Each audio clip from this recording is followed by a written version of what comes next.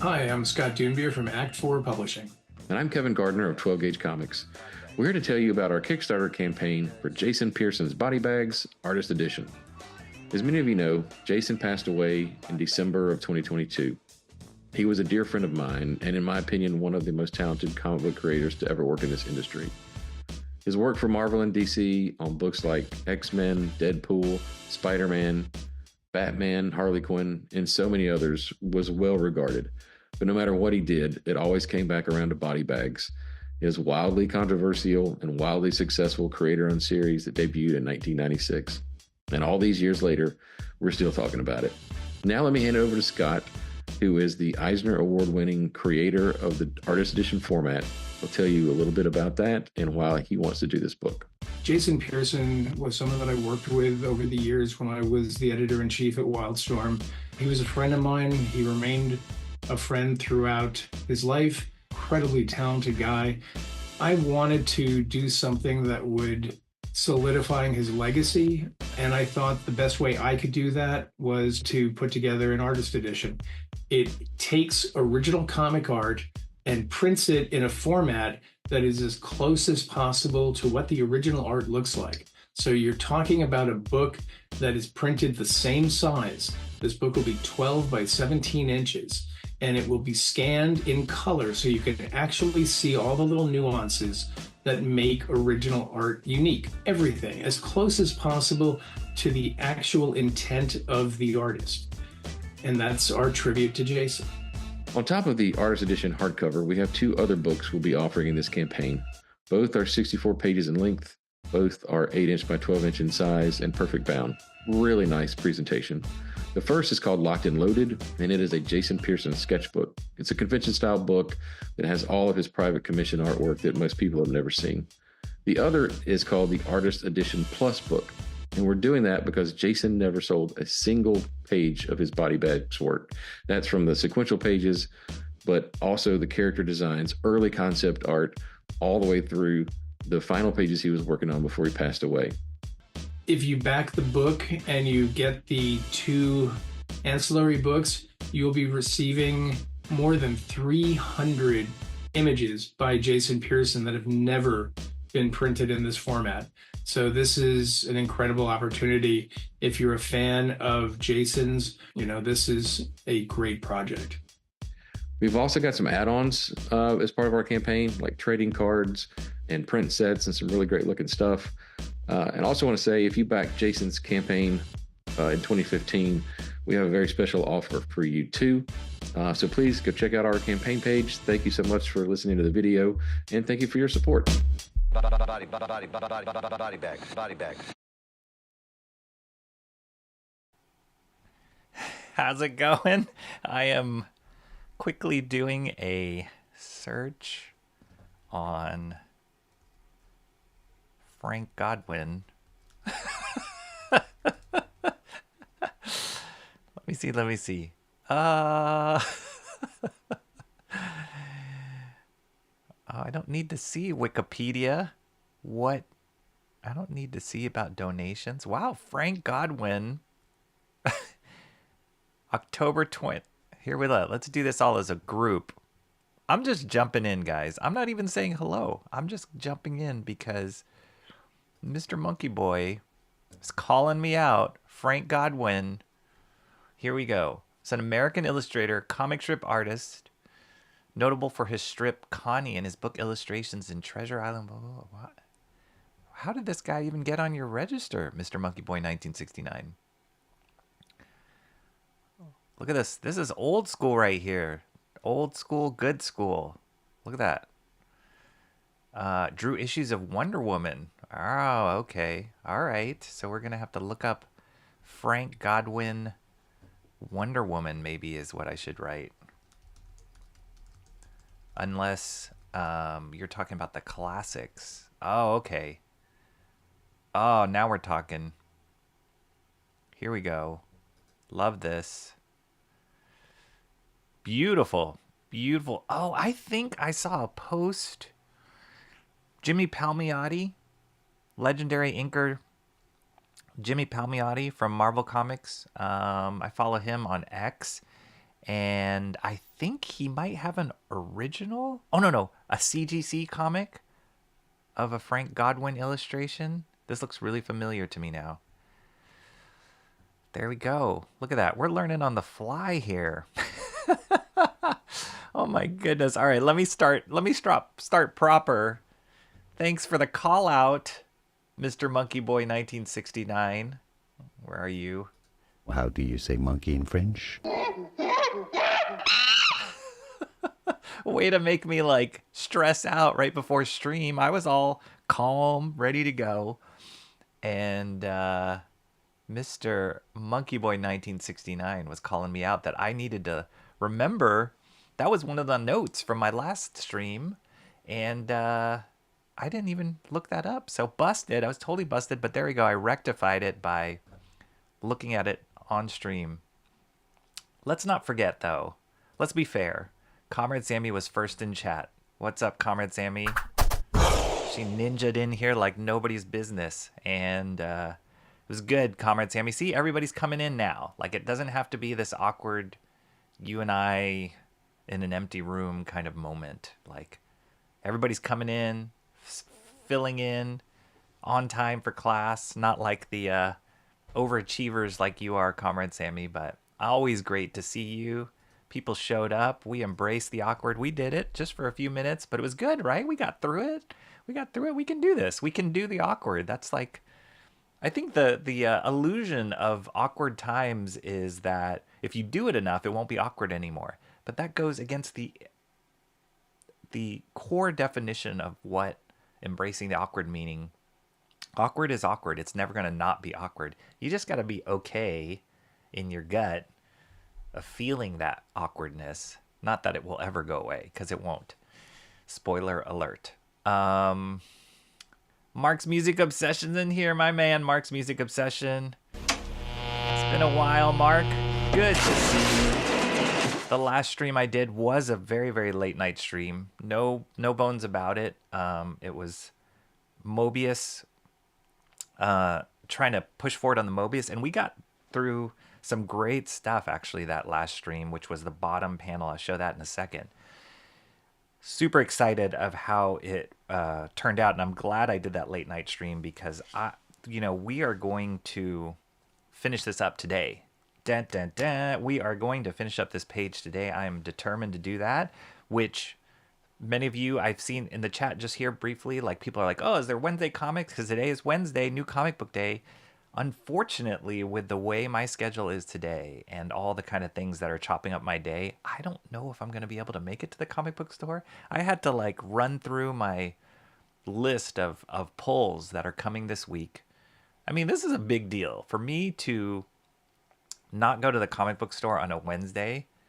First world problems, but for me not to, it's got to take a lot, it's got to take a lot of obstacles to stop me from going. And to be honest, depending on how this stream goes, if I have a little bit of time when it ends, I might try and swing by it on the way out. But I couldn't get there on the way, at the beginning of the day. I couldn't make it to my store, again, because of the way my day was chopped up and everything I had to do. So I had to pick. I was like, am I going to do a My Wednesday Comics, or am I going to try and finish this MOEBIUS page? And the MOEBIUS page won. So we won't have the scheduled My Wednesday Comics if the day goes out how I'm thinking it will be. But I will pick up the books eventually. If not later today, I will pick them up possibly tomorrow, maybe Friday, and figure out when I can share with you guys what books came. I also have a package that came. So it could have been an unboxing today. Too much stuff, but MOEBIUS won. MOEBIUS really won, and I think a lot had to do with how that last panel came together. Let me get through a little bit more of the chat here, and I will elaborate. Who is here? Cherish Psalms. Haven't seen you in a while, Cherish Psalms. What's wrong, little Pookie? Konnichiwa, indeed. Cherish Palms. Great to see. Great cherished palms. Cherish Psalms. Great to see you. Mr. Monkey Boy, we already said hello. Calling me out with a Frank Goodwin. Better have your homework done, mister. Yeah, that's what freaked me out. Like literally 30 seconds before we were live. Freaking me out. It's a master study today, huh? Yes, it is, Comrade Sammy. No comics, no new comics. I might pull in some comics on the way, but no new comics necessarily. John, you saw Frank Godwin already there. What's up, John? He goes, what's your name? He goes, John. Mr. Monkey Boy says nobody wants to know what's going on with me. Is that like, is something bad going on with you? Or are you baiting me that I haven't gotten to the chat yet? Let us know. We do want to know what's going on with you, Mr. Monkey Boy. I wouldn't have jumped through the hoop to get that Frank Godwin if I didn't care what was going on. Of course Rocky isn't prepared. He never is. Ouch. Ouch. Ouch. That hurts. That hurts. I try my best, guys. Try my best. How incredibly inconvenient. Literally just got in the door pretty much, Emo Trash says. You know what I would wish, Emo Trash? That one day, just one, I would get a like, wow, this is great. No, actually, I have gotten that. I take it back. You have said that before. I think it's just the last few streams you've been like, every time I've streamed. So maybe that's what's fresh in my mind. But I take it back. You have given me encouragement of my timing on my streams. So thank you. Thank you. You're awesome. Thank you for letting me know or sending me that link on Instagram, that DM about Nightcore. That was very helpful. I don't know what I would do without you guys telling me all the things about pop culture that I do not know, which is a lot. It's a lot. I'm definitely that boomer, as I've said before, old man Asian dad that I'm like, huh? What? What's the new term? Pookie? What? Michael Bancroft said, Fraga sent me... What's up, Michael Bancroft? You know what, Michael Bancroft? I need to... do I write this in my notes? Or is my notes something where I'm like, links I need to look up? Yeah, I won't write in my notes. It won't. But I do need to come up with a cool sound effect for Mr. Bancroft himself. White Shanth. I need to figure out a sound effect for you. I haven't been on my sound effects recently. And you have been showing up quite often on my stream, which I appreciate wholeheartedly. So yeah, that deserves a sound effect. You're in here, and you said Fraga sent me Frank Godwin's entire catalog of work once. Wow, like a scans? That's amazing. Treasure trove of illustration. Awesome. I guess. Oh, okay. Fraga must be the man. Dan Fraga Boom. It's pretty awesome that he is in this space, in this YouTube comic indie creator space, because I totally remember growing up looking at his work back in the early Image days. And actually, one of my former coworkers knew him well. I think she worked with him in animation. She worked with him well. So she was like, oh, yeah, this guy, Dan Fraga. And I'm like, Fraga Boom? Like, I know that guy's work. So... pretty cool. But yeah, wow, is he the Frank Godwin connoisseur? Seems like it. Sounds like if two people are saying, he must talk about it quite a bit. What is wrong with you? Turn on dark mode like an adult. What is wrong with me? What do you mean dark mode? Dark mode on what? Oh, on my... Oh, you know what? You mean on my web browser. That is like a boomer, old Asian dad thing that I don't like dark mode, to be honest. Even when my maps, when I'm driving at night, switches to dark mode, I'm like, I don't want that. Like, because it's harder to see for me. I don't know. Yeah, I don't like dark mode. My kids love dark mode. And anytime I'm helping them on their phones or their iPads or whatever, and it's in dark mode, I'm like, I can't see anything. This is horrible. So, no, light mode all the way for me. All the usual hellos, mostly illustration like Howard Pyle. I love Howard Pyle's stuff, so that's great. Not avoiding you guys. I'm catching up. That's the move. Mark's Music Obsession, we remembered you in Sean's early morning 1 a.m. live stream. There's certain things that can keep Mark's Music Obsession awake. But I know, Mark. It is always on my mind when I stream late. I'm like, we're gonna be down one man. We're gonna be down one man. So it doesn't go without remembering that, Mark. But I'm glad you're here. Not the hey Pookie. Yes, the hey Pookie. It wasn't awkward. It was just you. It always is just me. That's why I embrace it. That's why I embrace it. Both these vampires did late streams. We did. Shant did a stream was it last night? Yes. I was on that chat. I was in his chat. It was awesome. Shant was doing his stream, doing some painting. It was great. It was a lot of fun. A lot of people were watching actually very late at night. It was like after midnight my time. They were still going. And in typical Sean fashion, after the chat was done, I sent him a quick text. I said, great stream. I mean, after the stream was done, I said, great stream. Awesome, blah, blah, blah. And he wrote me and he's like, hey, I have a funny story to tell you. You want to give me a call? And I'm like, dude, I am crashing right now. And I had an early morning. I had to get to something this early morning. I'm like, I'm crashing right now. But it is typical Sean after a late stream, which, you know, you guys are tired watching it. We're tired doing it. And it drains a lot out of you, but it's so funny that Shanth can like keep going even after the stream is done. That is Shanth.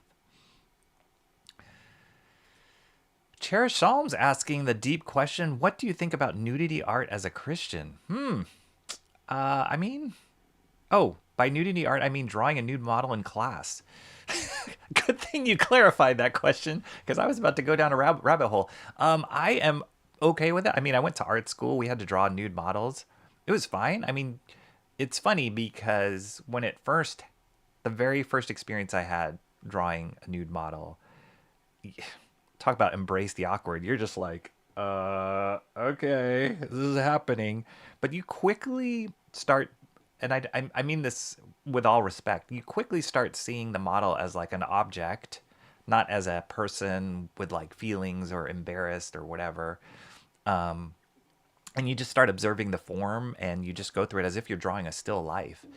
I think part of that, you know, was just doing it over and over again and kind of just the mindset that you get into drawing. You're not like, I'm gonna look at a nude model. I mean, like there's a bit of a maturity level there, of course. But yeah, I mean, that you know is beautiful. The human form is beautiful, and to study it as an artist it's one of the most complicated and difficult things to master as an artist, which is why even to this day, from way back in the history of time, artists studied the human form because it's just so complicated and you can learn so much from drawing it. I think another part of that is, and I think I've shared this story before, we had a model at my school. Her name was Pearl, God rest her soul. I know she's not alive anymore because she can't be alive anymore. Otherwise she would have been like, she'd be like 115 years old. But she was a really old, like, I think when I was in school, she must have been in her 80s model. And talk about like not trying to look at her other than as a thing to draw. Yeah, Pearl she was it. And she was not shy at all. And the best thing about Pearl is she would fall asleep a lot of the times when she was modeling. And you quickly find with models, the best models are not just people that have great physical form to study, but people that could hold their pose for a long time and remain still. You'd have models that would like shift around inadvertently and it would be really difficult to study. So Pearl, because she was so old, even if she was in a sitting pose, Pearl would like doze and then she would start like shifting and slowly falling down. And so it was a study in like capturing the gesture quickly. Yeah, she was a trip. Pearl was a trip. Texture, a lot with Pearl, if you catch my drift. Yeah, it was crazy. Anyway, moving right along. Derailer in Chief is warming up. Yes. Emo Trash just came home from doing nude model driving. Well, there you go. They had you do a nude model emo? John and I were talking about it. Okay. Have this consolation masterclass. Yeah, consolation prize.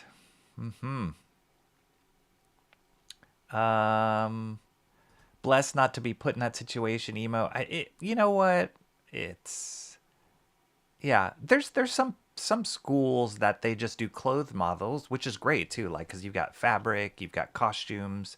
There's definitely those kind of classes. But I will say, having studied drawing both, I will say drawing the nude model, like you can't see like form like you can without looking at the body, like bone structure and muscles and torque and all that kind of stuff with clothes in the way. You can see some of it, but you're studying a totally different thing.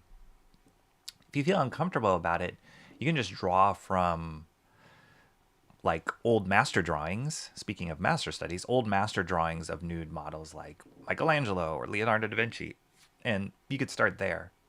So yeah, I mean, it's not for everybody, but I think it's a really worthy thing. Doing a lot of portraits, yeah. Like I wouldn't do like nude model drawing in like high school or at middle school. Like that would be inappropriate and difficult. But college, I mean, yeah, you have to have a certain maturity level to kind of get through it. John remains conflicted. Yeah, I understand. It was only weird the first time. Now I'm just numb. Yeah, I mean, numb is an interesting way of putting it. But yeah, you just start looking at it as a subject. Learn to read. Convenient. Sorry. People are desensitized to nudity models after amount of time and just coke to accept it. Not Nightcore. I'm learning. 432. Mark's Music Obsession's calling out 432. That's right.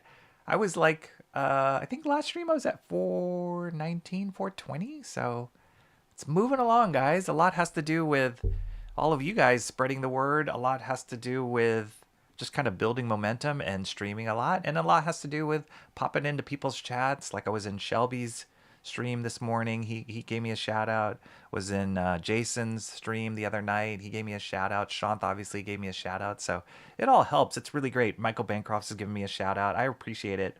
It's just the whole, methodology of everybody just kind of supporting one another, specifically in the indie market, and just getting the word out there. I don't want people watching my stuff that don't like it or are not interested in it. I want people that want to be here and enjoy being here and like the kind of stuff I'm putting out. So yeah, I appreciate it. Everybody that's gone ahead, shouting out the channel and whatnot and telling people about it. It's really great. It's super helpful. And we're at 432. I'm so excited. Heading to that 500 mark. It's really great. Fraga pronounced rhymes with Sega. Oh, Frega. Okay, Frega. Gotcha. Fraga's kind of like fraggin'. Yeah, maybe it's too much lobo. My PFP looks like a Nightcore thumbnail. My PFP? Oh, really? Okay, let's see. Oh, maybe it's not mine. Maybe it's Emo's. Yeah. Comrade Sammy says, I prefer dark mode. It matches my dark and mysterious personality. Okay. Godwin was studio mates with Eugene O'Neill and James Montgomery Flagg. Wow. You're in deep there. With the Godwin. Love it. Less unhinged because I'm too energy. Okay, let's see. I had to, I thought you were talking about unhinged. I did get to eat a little bit. I heard somebody, here, Comrade Sammy says she's hungry. I did get to eat, scarf down some lunch. I had a lot of carbs. That's all I had in the fridge. And some kale. But I had to get it in my stomach before I started because I know I won't have time after this stream is over. Timmy Mello's in the house. Timmy Mello, what's up? And the Guardians are headed to October. Probably being around for an hour before running off to work. Sounds good, Timmy Mello. We love having you here. Won't catch me as a new... Well, I mean, that's That's a totally different question there, and I'm right there with you. I don't know how those people do it. They got to have a certain amount of confidence and objectivity or compartmentalization to be able to put themselves out there. Maybe it's just the money. I don't know. But I could never do that. Never, ever, ever, ever, ever. Exactly.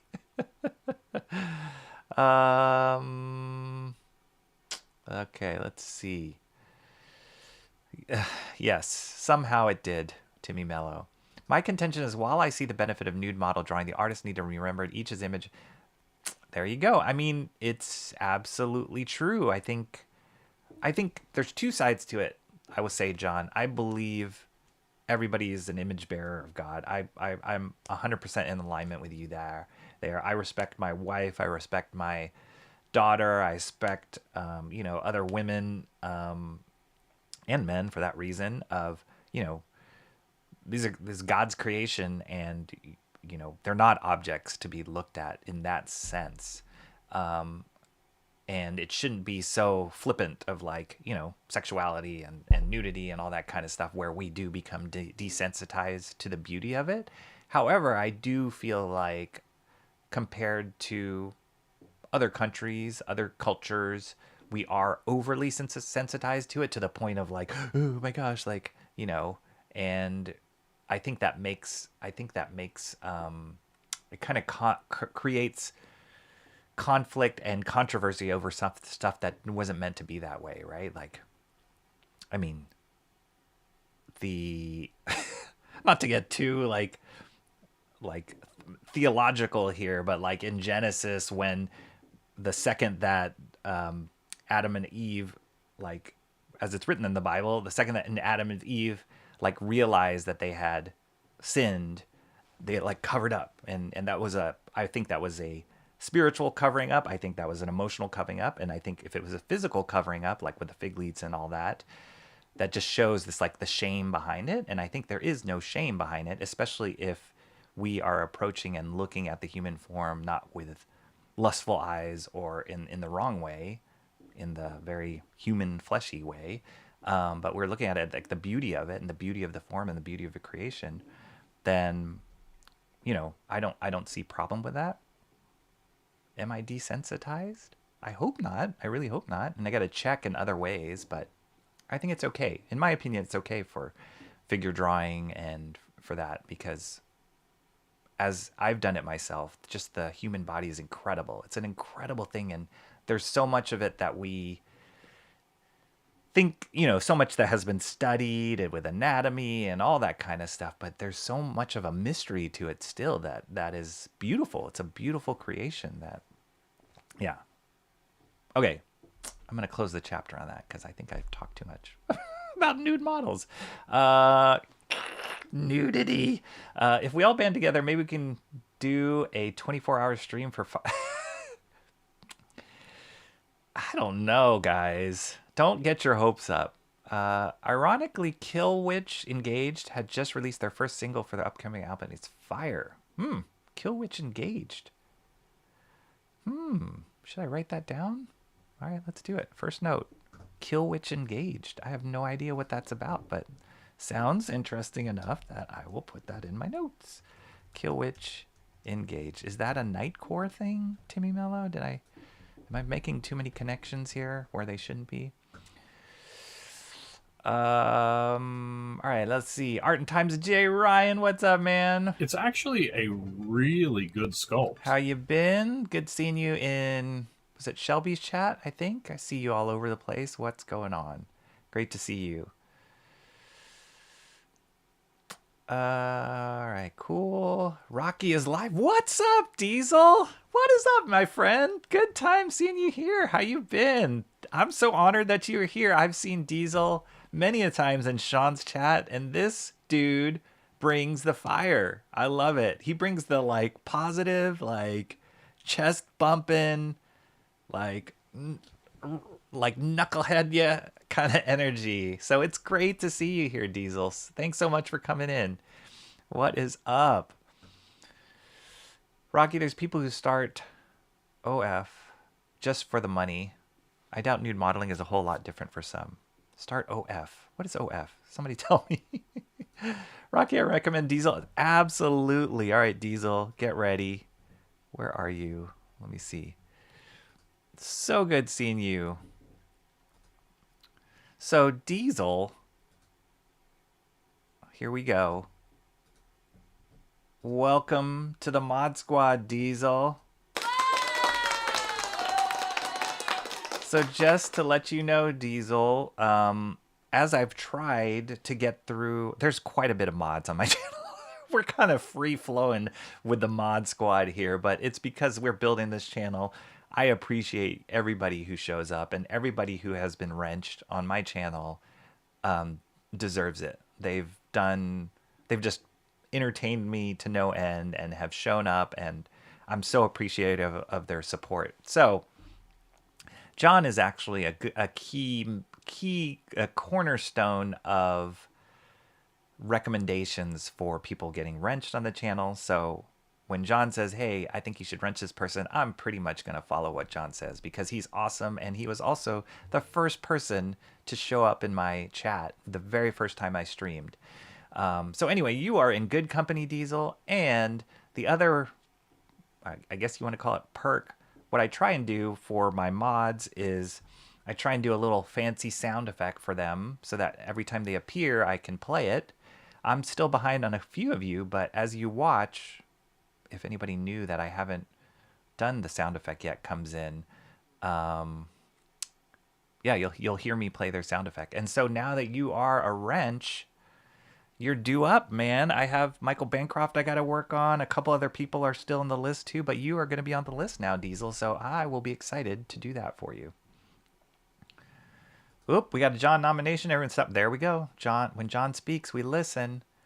Art and Times J. Ryan says, I like women, naked or otherwise, but in Fair enough. Fair enough, man. I'm with you. Starting with Adam and Eve lost their spiritual covering. Yep. Yes. As Adam and Eve lost their spiritual covering, I am also always 30 minutes behind. Lustful eyes, you say? Too much lipple lust in comics? Is there? I don't know. Whoa. I'm going to have to skip a lot of this chat now. What's going on here? Where are we going? What direction are we going? You know, kids watch this. My friends, kids sometimes watch this. My kids, friends watch this. Let's all be good here, guys. Too little bloodlust. Hello, Adam. How are you doing? Speaking of an Adam. This is Adam. Hey. There you go, Diesel. That's what a sound effect looks like. I try and customize it to everybody to each specific person because it's just fun. I think it's really fun. So, what's up, Adam? Good to see you.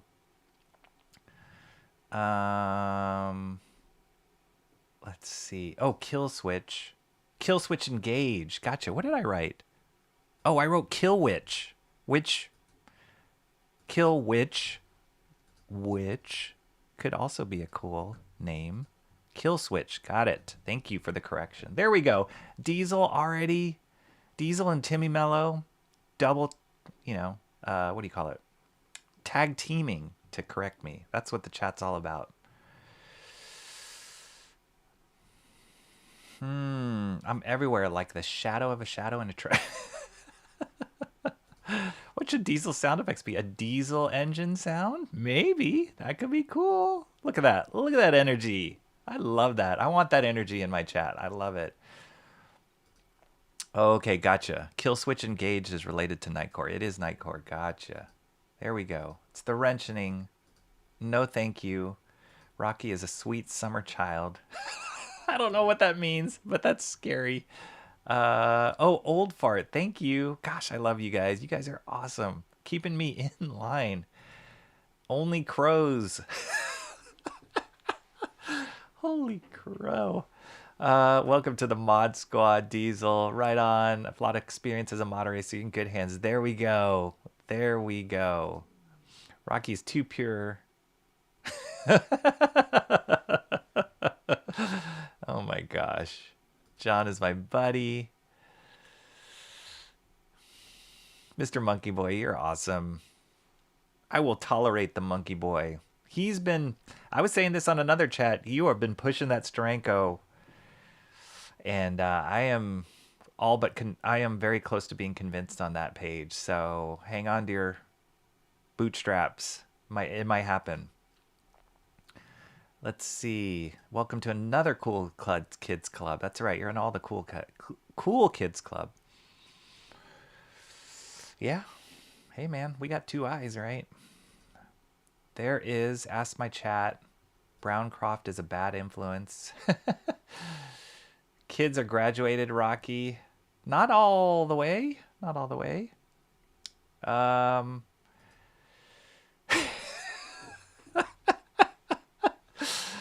You know what? That's racist. Michael Bancroft. That's totally racist.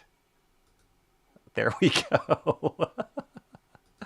Diesel's going to share my channel and get me subscribers. Awesome, man. Thank you so much. Working overtime, Diesel. Diesel's like, what? What's my assignment? I'm in. 2,000%. Love it. Antoine Dennison in the house. What's up, Antoine Dennison? How are you doing, man? Good to see you again.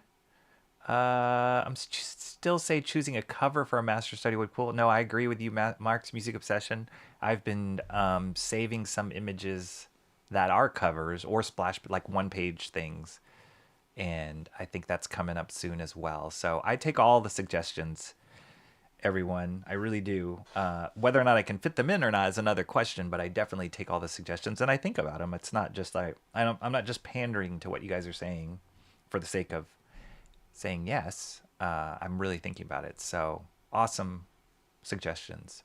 Adam says no new comics today. You know what, Adam? I had to pick Master Study over new comic books today, but whether or not I go to the comic book store, we'll see. I mentioned it earlier. I'm going to try if I can do it today. If not, it will definitely be tomorrow, and then I'll try and see and work in where I get these books, or where I share those books with you. There is what?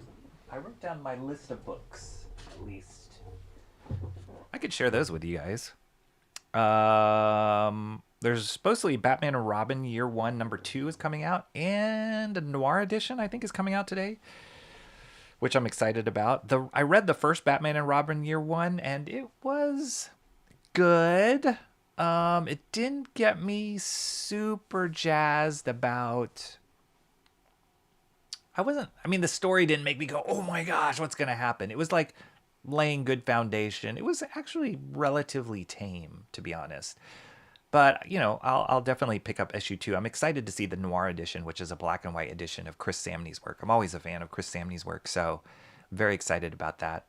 But yeah, I wasn't like jumping out of my seat with the story yet, but they have quite a few issues to go through. I think I thought it was like a 10-issue limited series, or maybe I'm getting that confused with another, but I thought it was like a significant amount. Yeah, I think it's 10 issues. So they must be building up something in it. So yeah, there's that. That's coming out. Sentinels number 2. I did read Sentinels number 1, and I didn't think I would like it, but I did like it. It's kind of a cool, like, military angle to the X-Men, and it the artwork was cool. It was the same artist that did Spider-Punk, so it's got this like gritty, kind of cool, like stylized feel to it. And the first issue was relatively good. It was cool. It introduced some new characters and, like I said, another angle to the X-Men world without totally being like about a whole bunch of other new mutants. It's more like military, Black Ops kind of stuff, which I like. So that issue number 2 is coming out today. Is supposedly coming out today. Geiger, a new issue of Geiger is coming out today, which is great. Always love Geiger from Ghost Machine. Moon is Following Us, number 3. Daniel Warren Johnson, Riley Rossmo series should be coming out today, which I really like that story a lot, actually. And very excited about that. The artwork's great. The concept's great. Very heartfelt story, parent story in a fantasy world. And a new G.I. Joe is coming out, which I was going to look. I wasn't for sure thinking G.I. Joe, a Real American Hero, not to be confused with just G.I. Joe. Larry Hama, G.I. Joe, A Real American Hero is coming out. And then finally, the number one issue of Rocket Fellas, I think is the title. That is a new Ghost Machine title written by Peter J. Tomasi and drawn by Francis Manipul, who Francis Manipul is a really great artist. I believe he's Filipino as well. And he has a fantastic YouTube channel. And I say fantastic because the content that he talks about is really great, really helpful. He doesn't come out with stuff frequently, but when he does release videos, they're very, very high quality. Like, he puts a lot of effort into the filmmaking of it. Beautifully shot, beautifully edited, really great storytelling in it. And then they're super informative. So he talks about like his day in the life of being a comic book artist, and how much should you charge per page, like all those kind of stuff. Like, he talks in his videos. So I would check that out. Look him up, Francis Manipul. So yeah, he's working on this series called Rocket Fellas. So I was going to check out issue 1. I wasn't too excited about the concept. It's like this family, time traveling family. Not totally my cup of tea, but I was going to look at it because it was issue 1. And if I liked the way it looked, I would have picked it up. So those are all on my plate to get as any new things that I might run across that I didn't plan for. But I had to pick, going back to your question, Adam, I had to pick whether I was going to do a master study or a My Wednesday Comics, and I decided to go with master study because I want to finish this page. Here we go. This is where we are on that final panel. So for those of you who are in the last stream, I finished up this last panel, which was all these diagonal shadow hatch lines here. I did a little bit of cleanup where I had some smears and corrections to do, and then I just finished this up with tightening up the bubbles.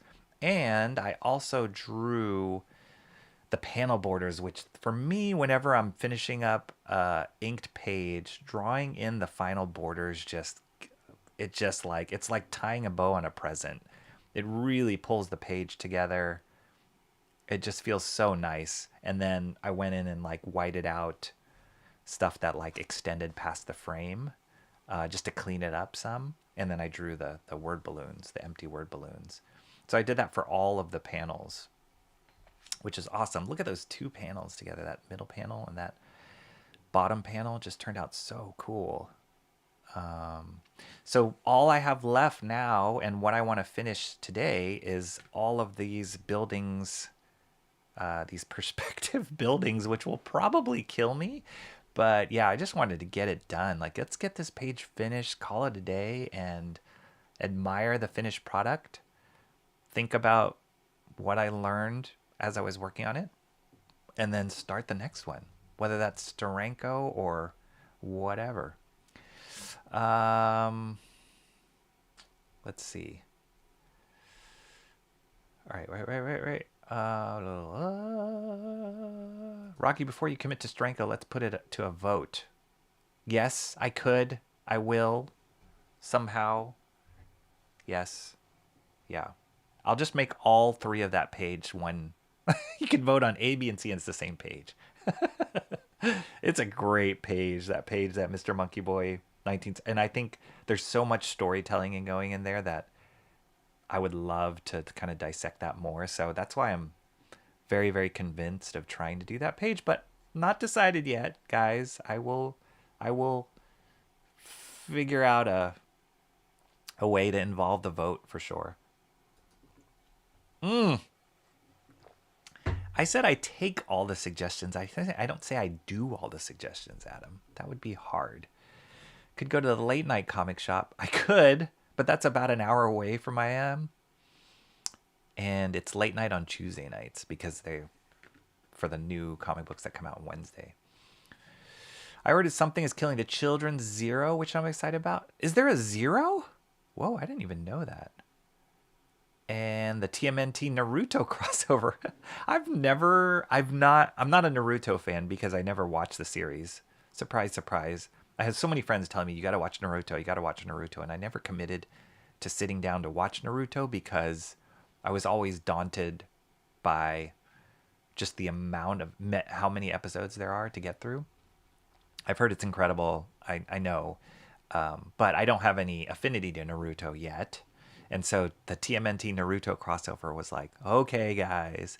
Now TMNT He-Man, I was like, or Masters of the Universe, I was like, I'm in on that. I did.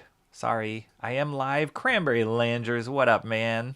This is a cranberry full of power. Good seeing you. Cranberry, go subscribe to his channel, guys. Cranberry Langers. He's been doing a lot of streaming lately. Both, mostly all drawing streams, right, Cranberry? So it's been fun. He, the last stream he did, if I'm on it, he actually got that how to draw book cartooning, or was it animals, or how to draw, maybe it was heads. I forgot. But the Jack Ham book I was talking about last stream. So Cranberry got it, started doing some I think it was heads. And it was great. It was great to see him do that. So yeah, go subscribe to Cranberry Langers. He's doing some fun stuff, just drawing and just trying to get better at the craft. 44 minutes in, he finally switches to the big ink camera. I need to put a timer on myself of getting through chat.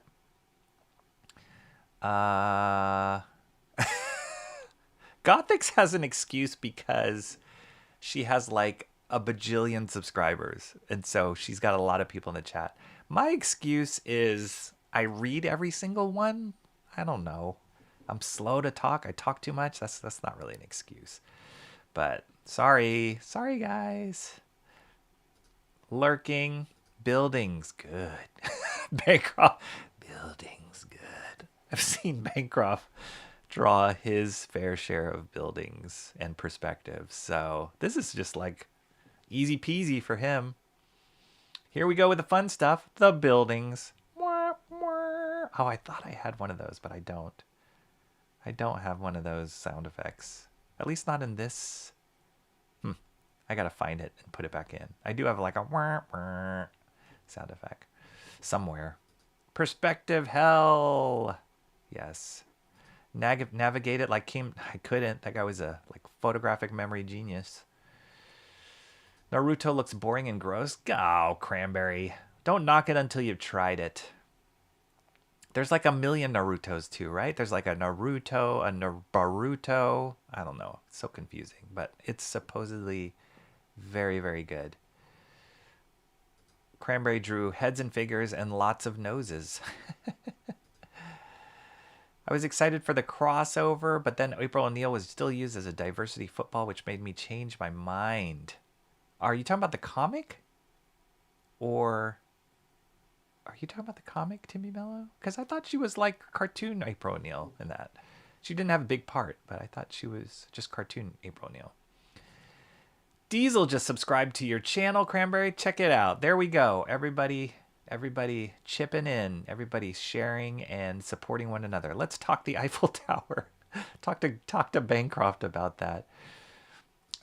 Mark's Music Obsession actually dropped a couple subs. Not looking good for live streams at the moment. Not sweating at all. Oh, man. What the heck? Dropped the subs. Who would do that? Mark's Music Obsession. Whoever dropped sub, you don't have to... If you're in this chat, you don't have to raise your hand. Nah, nobody here dropped their subs of you. Mark's Music Obsession. I would say it might be YouTube kind of sifting through the bots. That's my understanding of how that works sometimes. So don't fret. It might bump back up the next day. I've seen that happen before. But yeah, don't fret. We'll get you up there, dude. And then live stream. You just gotta start prepping what you think you're gonna be live streaming, which would be dolphin feeding, Florida sunsets. Got all sorts of great content you could do. Maggie streams. Boruto is a spin-off following Naruto's son, I'm pretty sure. I'm also believe it's common consensus that Boruto sucks. Oh, okay. Well, there you go. Snap judgment on Naruto. Okay. All right. I think I am caught up. Right? Right. All right. Look at this. Check this out, Cranberry. Just subbed. Cranberry Langers. Michael Bancroft just subbed. Got to step your game up. You got to do some perspective now. He's only going to stick around if you do perspective and or the Eiffel Tower and or both. Right, Bancroft? That's how it works. All right. I've decided on these buildings. I hope I don't screw this up because so much work has been put on the rest of the page. It would suck to screw this up, but I think I got a good handle on it. I am going to use the pit pens predominantly for this perspective stuff. I thought maybe I could use the nib, and I might, maybe, depending how it goes. But I think it's just going to be faster and a lot easier with a ruler to use without smearing stuff, to use these pit pens. And these pit pens actually do a great job. They've got these particular brand of pit pens or pens have a great quality of ink in them. Very flat, nice, deep ink that merges well with the India ink that I use with the nib. So I'm okay with using those for these buildings. I think it's just finding the right tool to get what you need, right? As opposed to being such a stickler of like, I'm only using nib and that's all I'm going to use on this page. Like, that doesn't make any sense to me. I think it's like whatever tool works the best for what you need it to do it. Unless you want a certain quality of like brush line only, then you can be a stickler about that. But for me, it's like the line quality of the pit pen can merge very well with nib line quality, which is a lot more uniform than a thick, thin brush line quality. So I think they marry well together. So yeah, I think what I'm gonna. So my strategy with this is to. I'm probably going to bounce back and forth between the 0.3 and the 0.1, which is also labeled the small and the extra small of the pit pens. I'm going to bounce back and forth between those thicknesses and probably hit these larger buildings first and then start filling in the smaller buildings in between.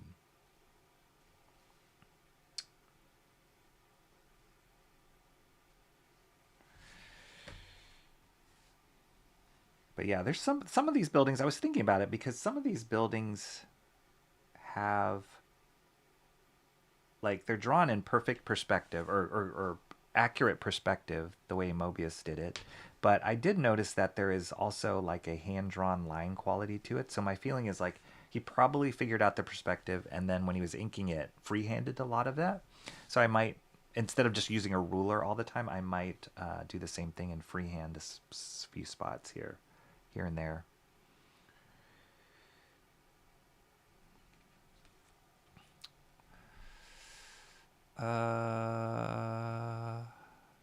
Let's see. I'm gonna go a little back. Okay. Right. Mark's Music Session says, I think I'm going to give a little background and take questions from anyone getting into the audio equipment home. There we go. And try and save some people some grief on wasting time and money. Yeah, that's always helpful. John says, what does pit pen mean? I don't know where the word pit, unless it was just the name of, I don't think it stands for anything. I could be wrong about that. Pit, it's just the name of the brand of pen, Faber-Castell Pit Artist Pen. Because you're in the pits? No, I don't know. Why did Galactus have to land in the San Fernando Valley? That's a good question. I could do perspectives for a stream, but I figured it would just look boring. And I think you have, right, Cranberry? You have done some perspective stuff. I don't think it's boring. I hope it's not boring. We're about to find out right now.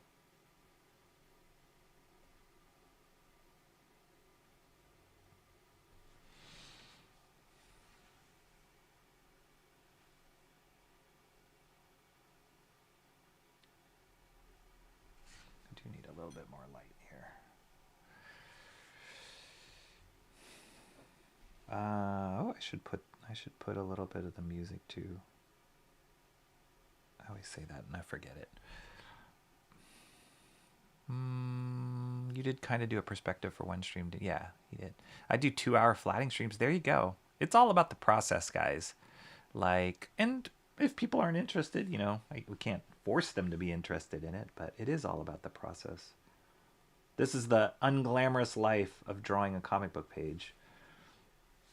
You wish it's always the, like, cool action pose of my favorite character jumping at screen with bullet casings everywhere and a cape, flowing cape. But more than half the time, it's like talking heads, establishing shot. You're like, all right. But you have to find the challenge and the excitement in all those things, I think. And the joy in all the things. It's all part of the process. It's all part of the fun of building the world, telling the story. And so I think you can tell certain artists who only like to do the splash to page stuff and don't really like all the filler stuff. Sometimes those artists can afford to hire assistant artists, assistants to like do all the unfun stuff. I know they did that at Image Comics. I know that a lot of people got their start, which is a great way to get your start doing it. You're like, oh, I'm the guy who fills in the flat black areas, or yeah, I was the guy who drew all the buildings behind that cool Captain America or whatever. So there is a place for that. And I know that's also the way they do it in the manga industry, where they have a team of artists and your main artist might do the really important or like the money shots that set up the style, but then you have a whole team of people that are doing like the halftones or the buildings or however that works.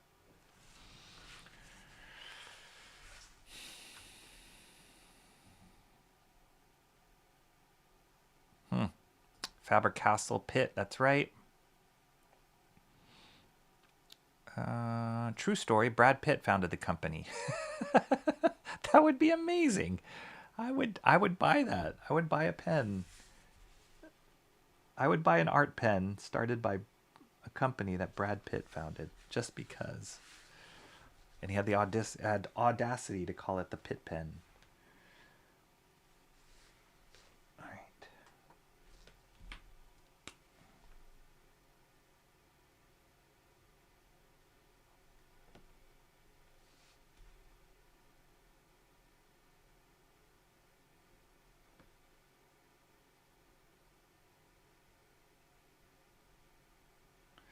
Oh, and as many of you know who were here at the intro and have seen in my last, I want to say, the streams I've been doing at least for a week now,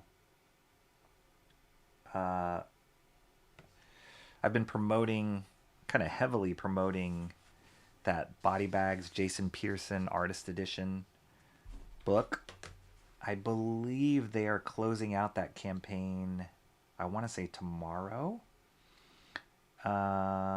And I backed it as fast as I could back it because I love Jason Pearson's work.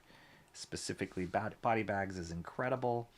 And they had all these, they funded in a couple days, but they have all these stretch goals that they're pushing for, which amongst many other things is adding more pages to the artist edition that they're producing. So that's a big reason why I've been promoting it, because I want as many pages as possible in that book. And it seems like they're hitting all their goals. So the last goal that I knew, I think if they hit like 115 pages would be the max amount of pages. $115,000. They would reach the max capacity of what they were going to include in the book. And I think they just did that, which is really exciting. And I'd like to think I had a part in that. I think it was somebody in the chat last stream, David Alicia. That's right. He said he bought that book, or he supported that book based on my recommendation, which was great to hear. So yeah, back that book if you at all, well, one, if you could afford it, and two, if you at all like Jason Pearson's work, because it's going to be a good one. It's going to be a really good book. And for sure, once I get my hands on it, I will share it with you all, because it's going to be incredible. That's another one that I've heard in the chat a number of times of possibly doing a master study for, is Jason Pearson, which is quite honestly very daunting to me. I don't know why. I think it's just because I love his work so much, and I know how hard it is to replicate what he does. But the other part of me is just like, man, that would be so cool. That would be so amazing to try and figure that out. So we shall see. It's all up for grabs.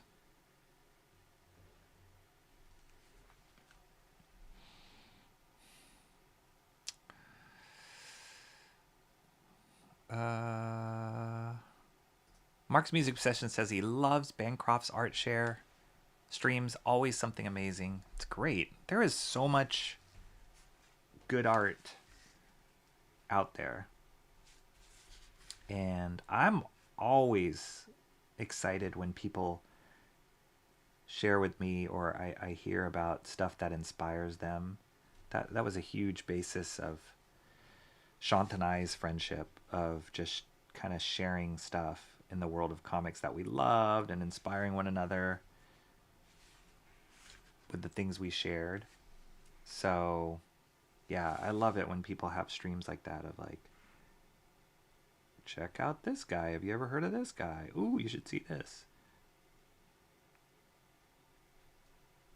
And what's even better is just seeing how excited people get about the work,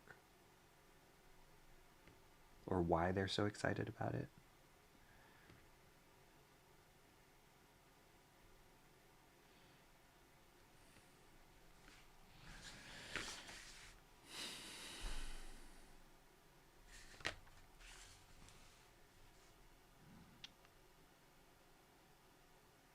Man, is it just... Yeah, it feels like it's really dark in here. Oh my gosh, it got really cold the last few days here in the Bay Area.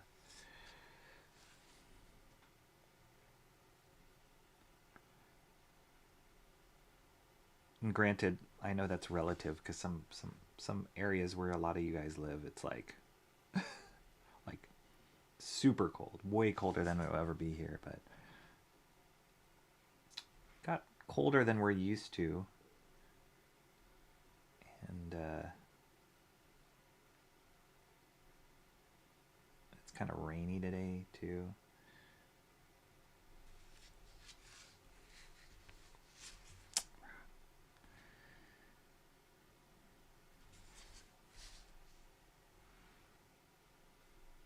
So it's a perfect day to stay in. That's a minor factor in the whole thing, but that's another reason why I was like, I'll just stay in and draw.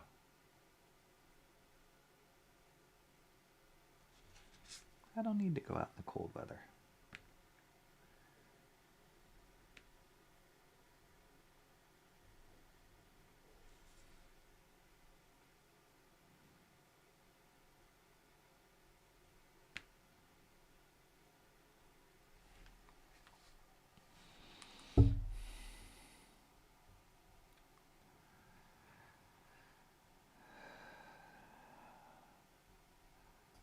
I copy the manga method, but just by myself. I do pages like a production line. That's cool. I can see that about you, Michael Bancroft. I can see you're like a really methodical, like well planned out kind of person. So I'm a little bit like that.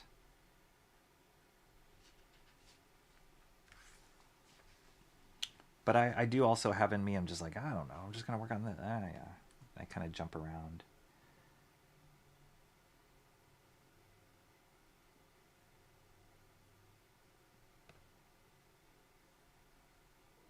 It's like you always make these kind of these like weird rules with yourself of like, oh, okay, like for example, drawing the panel borders has been this weird thing for me of like, well, I don't want to draw the panel borders yet because once I do that, it's going to affect this. And do I draw it for all the panel borders? So I make these rules of like, well, I'm not going to draw all the panel borders until I'm done with this part of it.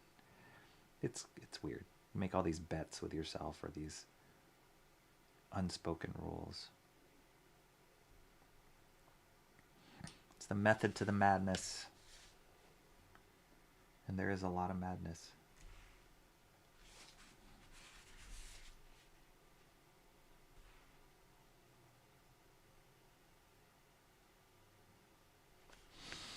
Please like and subscribe while you guys are here. Don't forget to do that. All of it has helped for sure. Appreciate all of you guys who talk about it in the chat when I forget to. It all helps. When I'm in other people's chats, I try and do that too. Because you do. Oftentimes we'll watch streams and even if you like them, you kind of forget. Oh yeah, shoot, I forgot to like it. Or maybe it's you don't like it and people tell you to like it. I know there's some of that going on too. No, but it doesn't cost anything. And I'm assuming it helps more for me when people can do that by clicking that little button. I saw once, and maybe this is like a somebody, like a channel that had probably more engagement, was like a bigger channel, but I could have sworn I saw somebody say, hit the subscribe button or hit the like button, and then on the icon of the thumbs up, like there's something glowed on it. Like it cued into his voice saying that, which I thought was so cool. And I tried it. I tried doing tests. I was like, make sure you hit the like, but nothing happened on the recording or the stream. Like it's not like it did on the one I watched. So maybe it's like if your channel gets to a certain level, then you get all these like fancy bells and whistles. Who knows?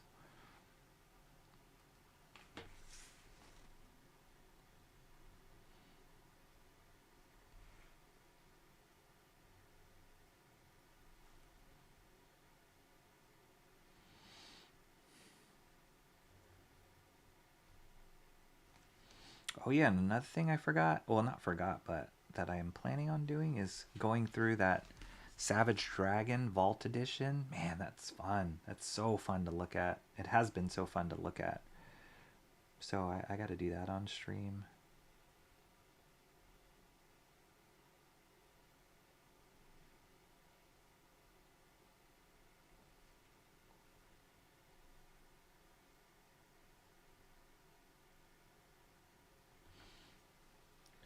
It's stuff like that. It's looking at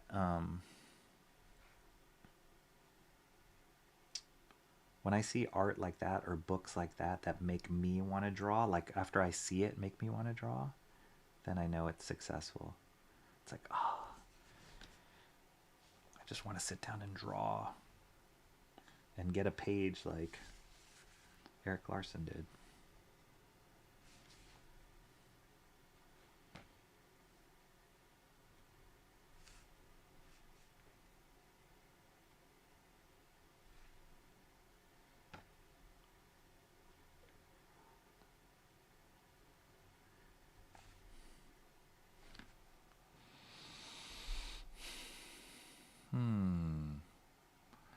Manga method definitely gets the product out. That's right.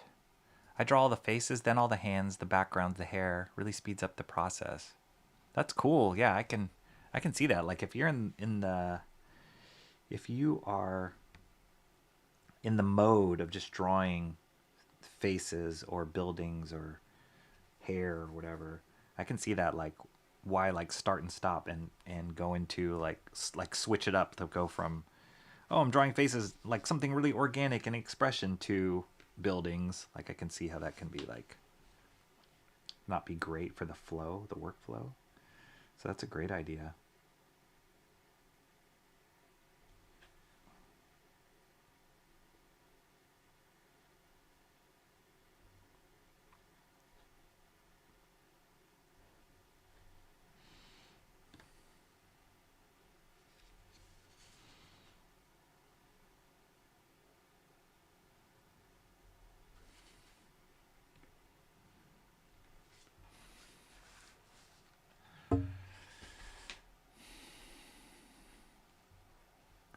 I watch Cranberry streams for the duck music, and that duck music is so popular. And yet it never gets old. Those are some good-looking inks from GeForce. What is up, GeForce? Or is it GeForce? I want to say GeForce. Let me know. Thank you so much. We are almost done. Yeah, I mean, almost done, but we're getting there. For sure, we are getting there. And we will, by the grace of God, finish this page today, which will be awesome. I cannot wait to see this page done.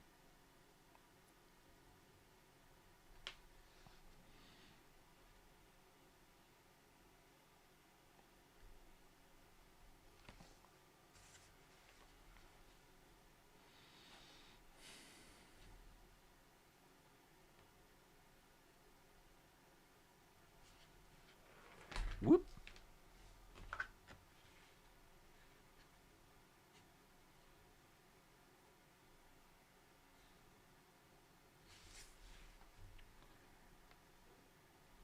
Yeah, that duck music, man. Whoever came up with that duck music, I hope they get royalties every time it's played on.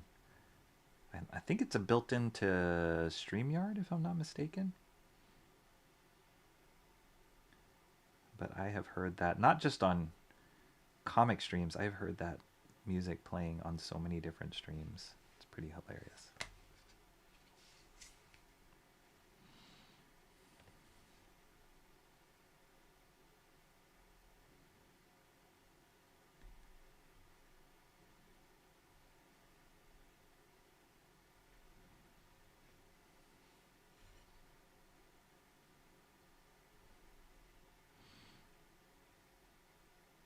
It seems like for these buildings here, MOEBIUS kind of free-handed them. So I'm going to do that too.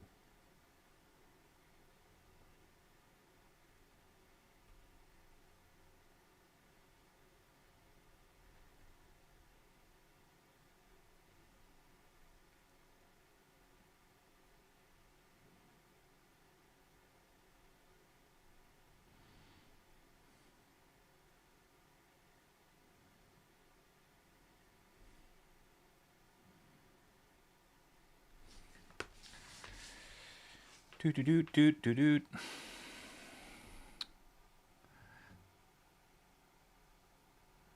I've just down two shorts.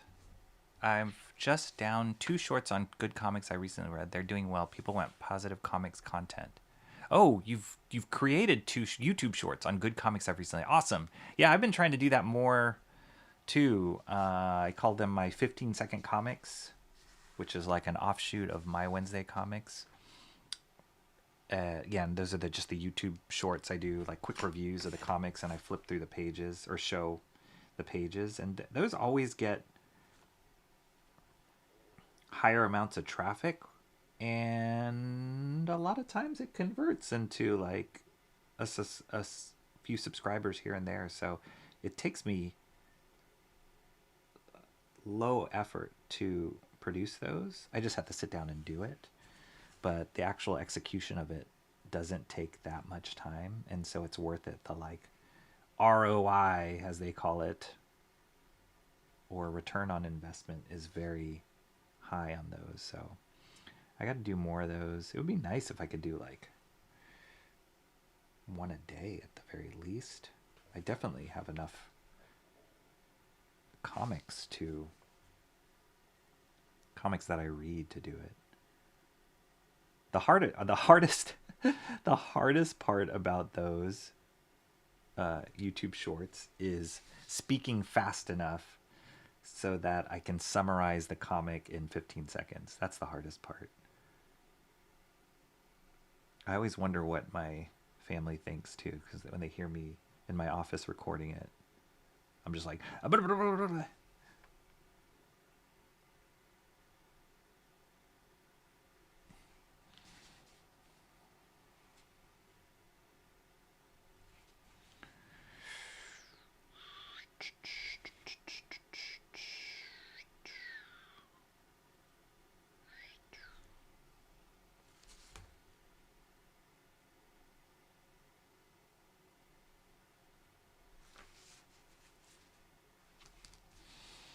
cool.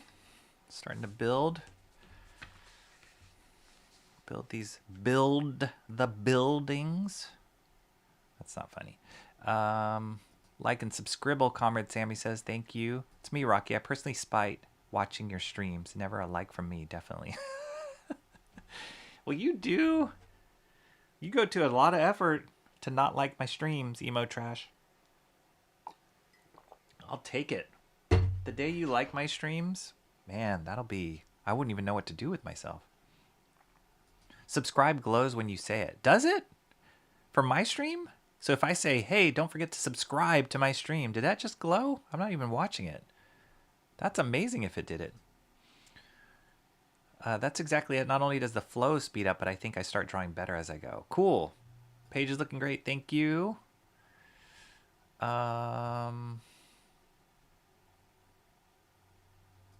Hi all, nobody talked to me, so I don't have to respond. I think you're baiting us, Cranberry.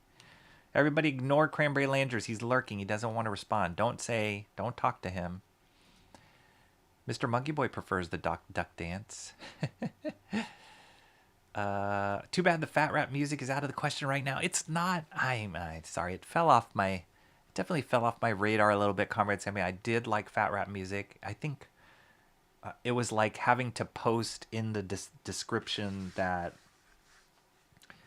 I was using it. Even though it was copyright free, I had to post in the description, and that extra step just made me go, geez, like, I could. It was just easier to just use music, which I have not turned on yet, to just use music that was not, that I didn't have to do that. So, such as this music. There we go. G4 says, what's this mystical duck music that's being spoken of? So just go to Shelby American Discords. He is the first person that I subscribed to that used it, but I quickly found many other channels that did it. But just go to American Discord's YouTube channel, Shelby Robertson. Great channel if you love comic book content, seeing a professional comic artist who's worked in the industry, worked with Image Comics. Oops, I just drew that too far. Whoopsie, my first mistake on the buildings. We'll wipe that out later. But yeah, go see his content, and the music, the background music he plays is this duck, whatever it's called, Hungry Ducks, whatever. And it's just a looping sound that's built into, I think he uses StreamYard. But yeah, it just plays in his background during all his streams over and over and over again. I think Art and Times of Jay Ryan, you might have used it before. Am I wrong about that? And Cranberry Landers uses it sometimes. I don't think Michael Braincroft uses any music. Do you, Michael? I don't think so. He's got the sweet Australian accent. He doesn't need any stinking music. Sometimes I wish I had an accent. I mean, I have an American accent, but I grew up a lot in the South, and people are like, why don't you have a Southern accent? I love the Southern accent, actually, but it never stuck with me. So, yep, no accent.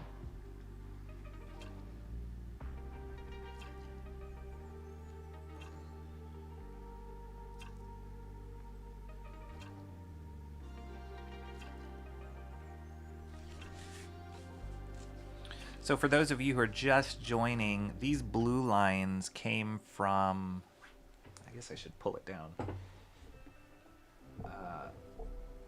were converted from, I penciled the page first before I converted to blue line. So yeah, and when I was drawing these pencils, I had to figure out the perspective that MOEBIUS did, which required, and I kept it on the page, which required, this was a 2-point perspective, and one of the perspective points was conveniently here at the edge of the border of the panel, but the other perspective point extended way out here off the page, so I had to attach an extra piece of paper here to find it, and kind of built the grid off of those 2 points and then filled in the buildings like he did. So once I was done with these pencils, I scanned it in, did a little bit of a leveling in Photoshop and color adjustment to this non-photo blue. So that's what you're seeing here underneath, printed here on this Bristol paper.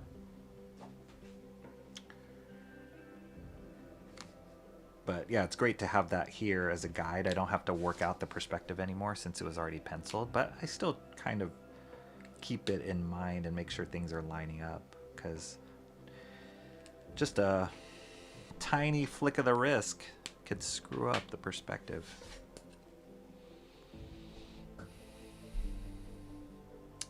You guys amaze me with how steady of a hand you have. Thanks, Diesel. I'm glad that hand is still steady. I had shared this story on a previous stream, but one of my mentors was this incredible traditional animator. I was talking with him about, he still animates on paper, flipping on paper, traditional like the Disney 9 Old Men style. Like he is all about the traditional, and I wouldn't have it any other way with his work. But I asked him, I said, oh, you know, like, just about his career, and he's pretty much done it all and worked at all these awesome projects and everything. And I'm like, oh, you know what, like, what's next? Like, do you think you'd do like teaching? And he's done some like seminars before, but he was like, I just want to keep animating while my hands are steady, because once that goes, which inevitably for all of us as we get older, that will go. Then what are you going to do? You know? So he was just like, I still love it. I'm still excited about it. My hand's still steady. So I'm going to just keep doing it as long as I can. And I think that goes for anybody who works with their hands and needs steady hands. Like, can't take that for granted. Can't assume you're going to have that forever, because you won't.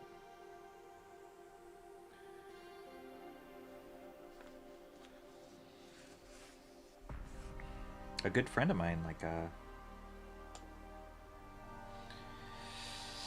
previous pastor I had at my church, he was just diagnosed with Parkinson's, and it's not bad right now, but you know, it's kind of the inevitable of where it's going, and just kind of the reality of that. And so I can't take that stuff for granted. He's not an artist, but you know, I can't imagine. I hope that doesn't happen to me, but you never know. So you gotta do it while you can. Don't delay. Shant has told me that many a times. He's encouraged and challenged me with that. He's like, we don't have much time. we are knocking on death's door.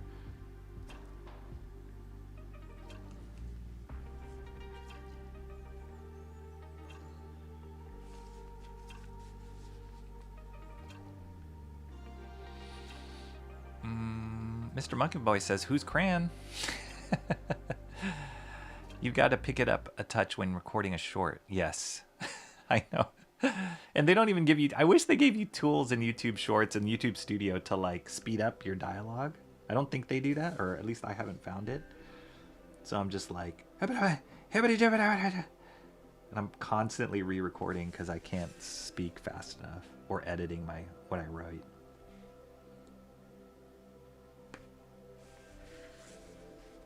It's not as easy as you'd think summarizing a comic in 15 seconds. Especially if in that summary you're trying to say like the name and I screwed up there. I gotta do a correction. You're trying to say the name of the book. I try and give credit to the writer and artist, and then explain the plot all in 15 seconds.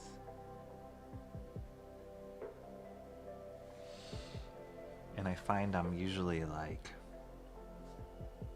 2 seconds too long every time.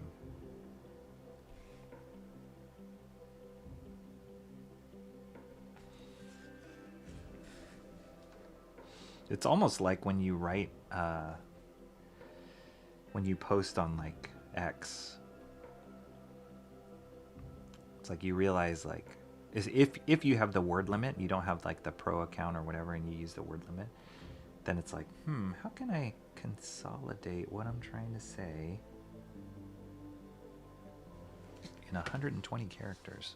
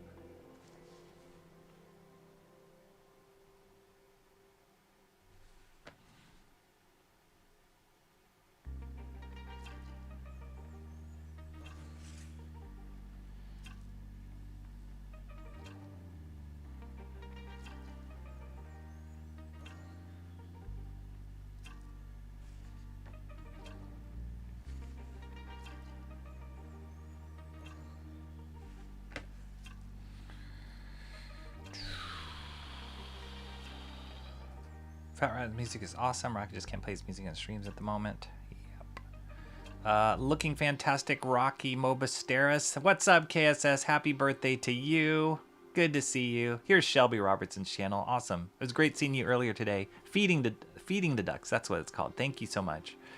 Great seeing you, KSSS. I put it on one time and everyone... Feeding the ducks, man. It's known. It's known in streaming circles. It's like, it's the kiss of death, but at the same time, nobody can come up with anything better. So everybody uses it. It's easy. That's hilarious. Nobody can forget KSS's birthday.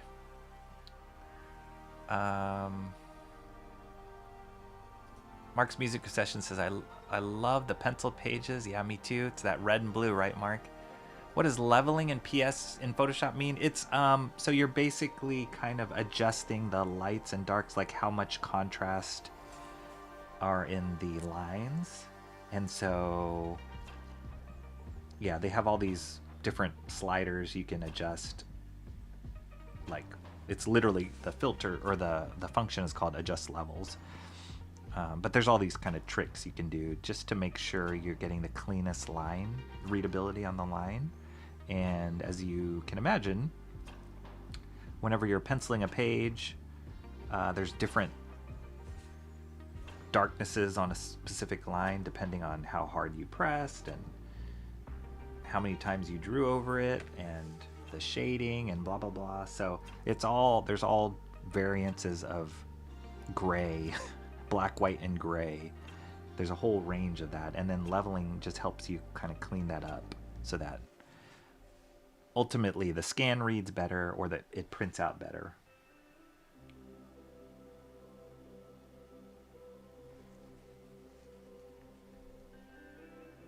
It's just one of the production things you gotta do on a page.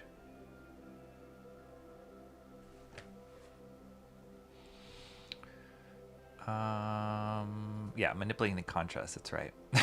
That's easy. See, Michael Bancroft just gave you the YouTube short version of it.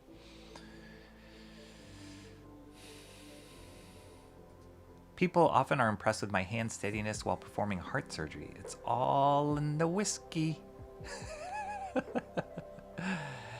Progressive diseases can be the worst. Yeah,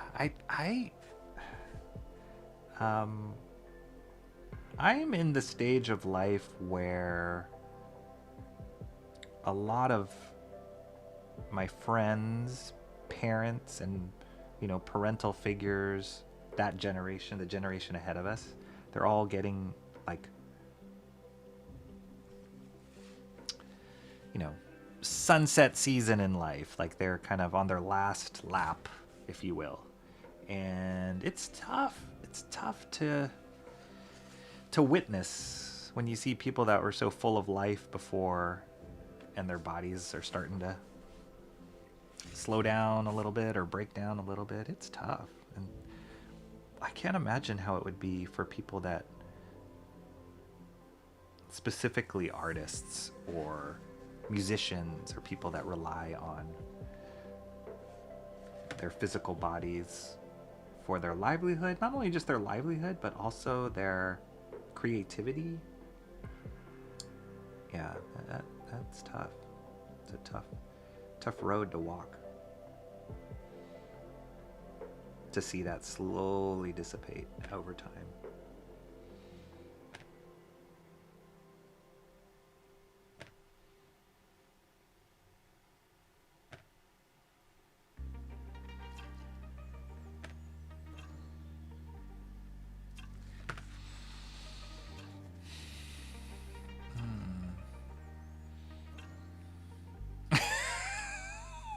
I'm not going to even read that out, Cherish Psalms. There's a cure, even if we haven't yet discovered it. There's always a hidden solution yet to be found. Yeah, hopefully we can find cures for all of that kind of stuff.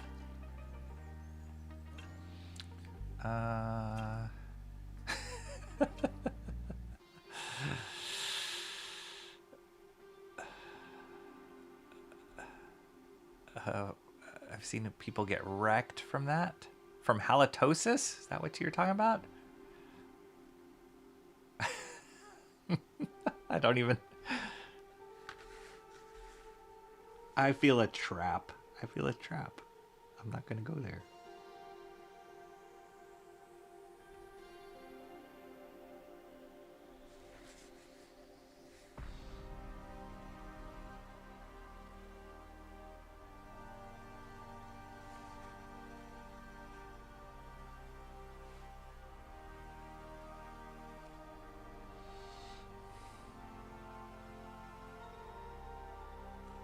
Oh, Emo Trash, are you still here?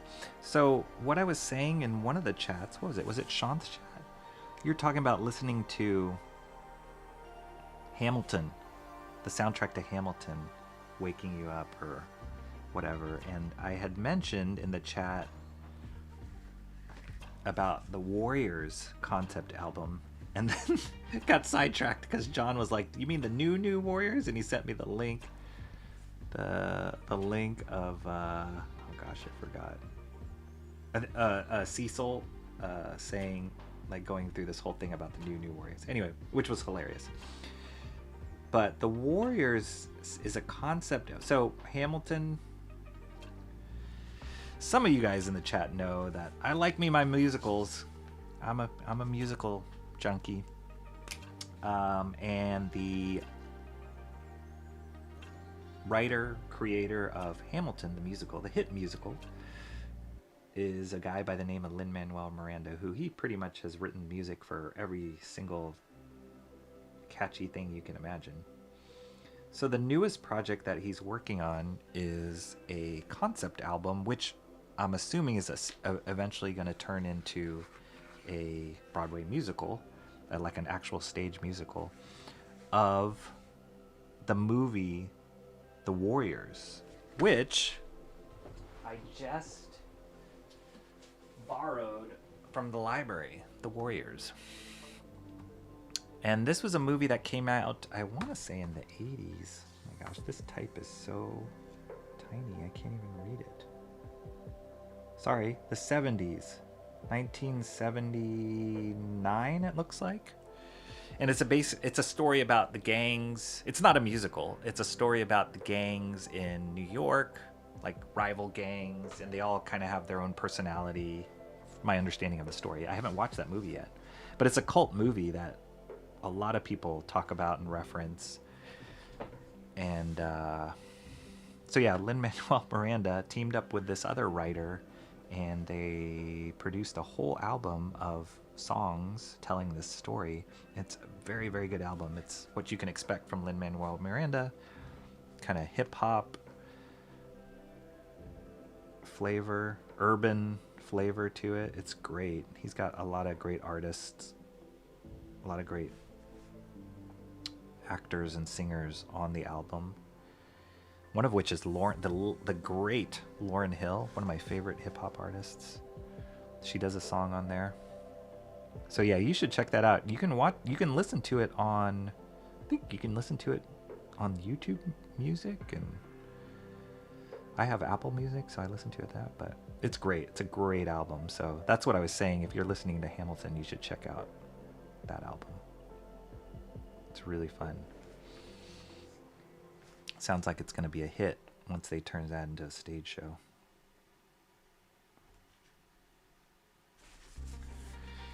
That'll be my musical tidbit for the day.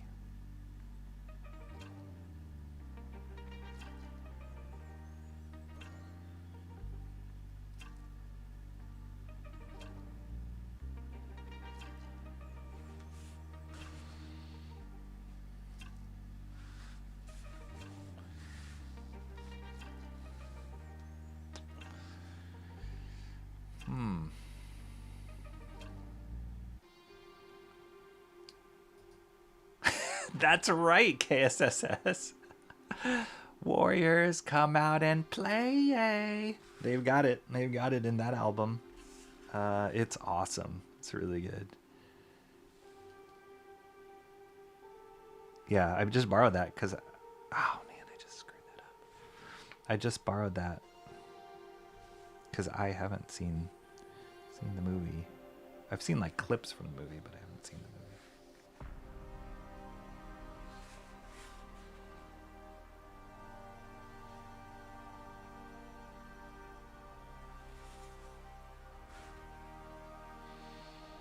All right, let's see. Got that. Gonna move over here to the left.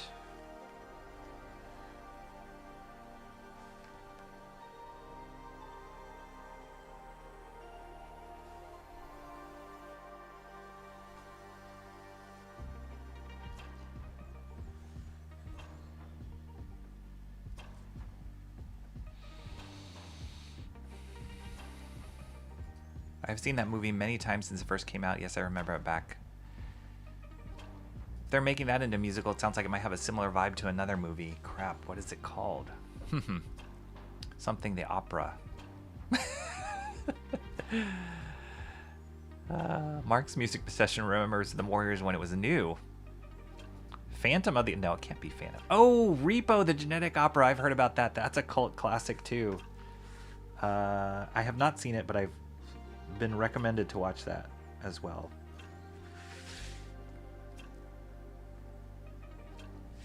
No, if you like Lin-Manuel Miranda's music and what he does, like he's worked on not only Hamilton, which is his most famous thing, but he worked on Moana and he worked... His first kind of claim to fame was a musical called In the Heights, which is about... He's from New York, so it was about New York boroughs. And he also worked on the music to the musical Bring It On, which was based on the movie, the 90s movie. But he has a flair. Like, you listen to a lot of his stuff. He definitely has a flair and a style that is his own and is recognizable, and it's all in the Warriors.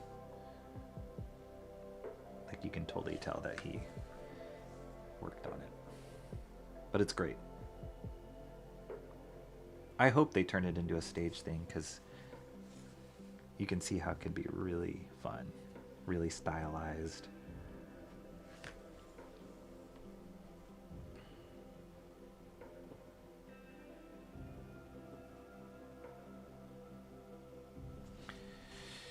Man, if it weren't for copyright laws, I would just play it right now while we were drawing.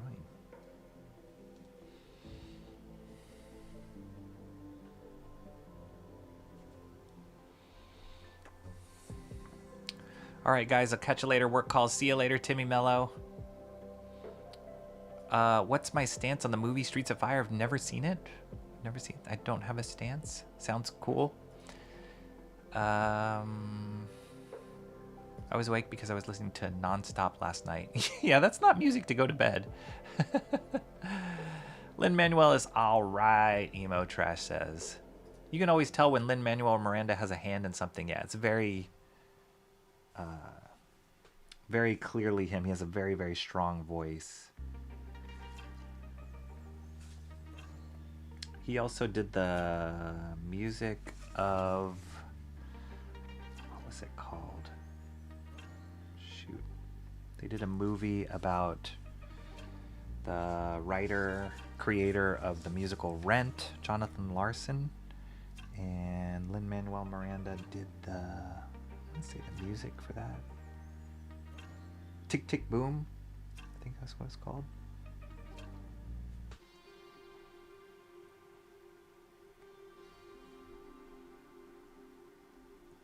And he was definitely influenced by Jonathan Larson, who died tragically before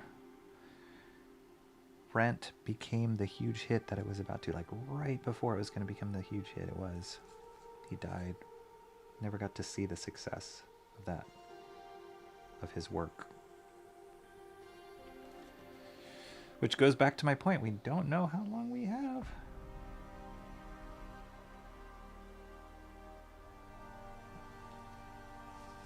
Dang. I'm missing some of my marks here. And boy, does that affect perspective.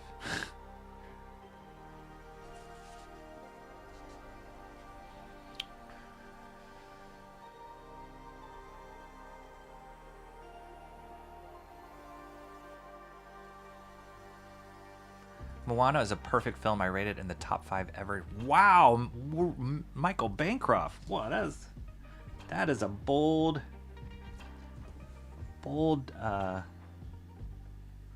statement. Top 5 of all time Disney movies. I don't know, man. It was good. It was good. What's your feeling on Moana 2? That looks pretty cool. More of the same, but looks like it could be cool.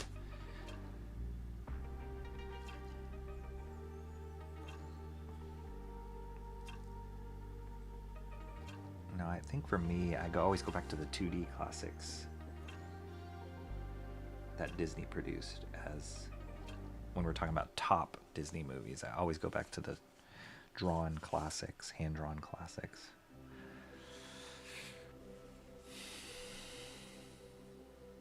Lion King, man, come on. Lion King. Little Mermaid is one of my all-time favorites.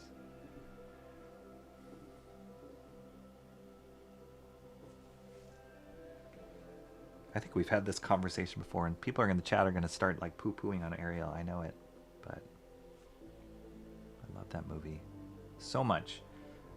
Little Mermaid was the movie that made me want to go into animation when I was starting off my career, or before I even started my career. I was like, whatever they're doing on screen, like I want to do that. Like that's what I want to do. And then it was just like hit after hit after hit at that point in time in Disney. It was awesome. We need to go back to that. We need to go back to like Pixar had their time too. I was just talking to a buddy, or just messaging a buddy of mine this morning who works at Pixar. And it was like, things have changed, you know? And, you know, we could talk about politics and agendas and blah, blah, blah, how it like all fell apart, or AI, or whatever it is. We can talk about all that, culture wars, but at the end of the day, there was a time where like entertainment was just like crazy, hit after hit after hit. Like you're like, could not wait for the next Pixar movie, could not wait for the next Disney drawn movie. I would just go crazy trying to find images and articles about whatever the next Disney movie was going to be, and like, oh, who's going to be singing in it, or who's going to be the characters in it, and the character designs, and reading interviews about the artists. And I've worked with a lot of, I should say, I've crossed paths and worked with a lot of animators who were in the middle of that, of the industry when that boom was happening, and it was like no other time. It was incredible.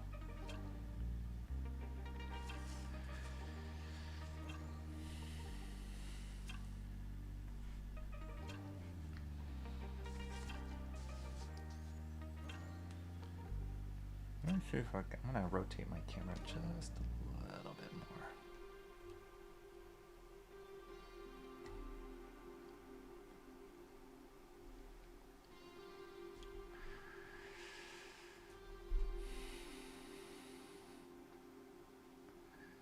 Lots of movies to make top 5 Bancroft. Wow, now I'm looking forward to seeing it. I think I've watched it 10 times. I'd watch it again in a second. So much heart and music will stand the test of time. It's right up there with Mary Poppins, Aladdin, The Lion King, and my essay. Wow, that's huge. That's a. I love that you love it that much. I'll say that. I don't think Moana's in my top 5, but I did, out of the recent movies that Disney came out with, I did enjoy it a lot.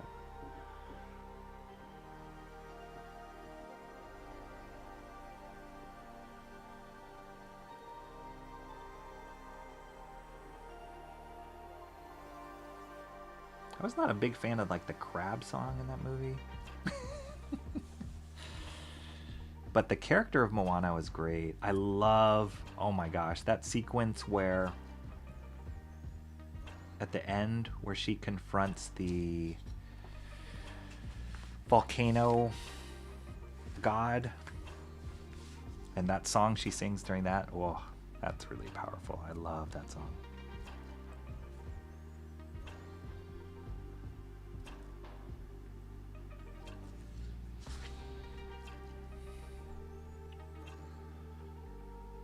Bed knobs and broomsticks. That's not in my top 5 either. Never did rewatch Mary Poppins like I meant to.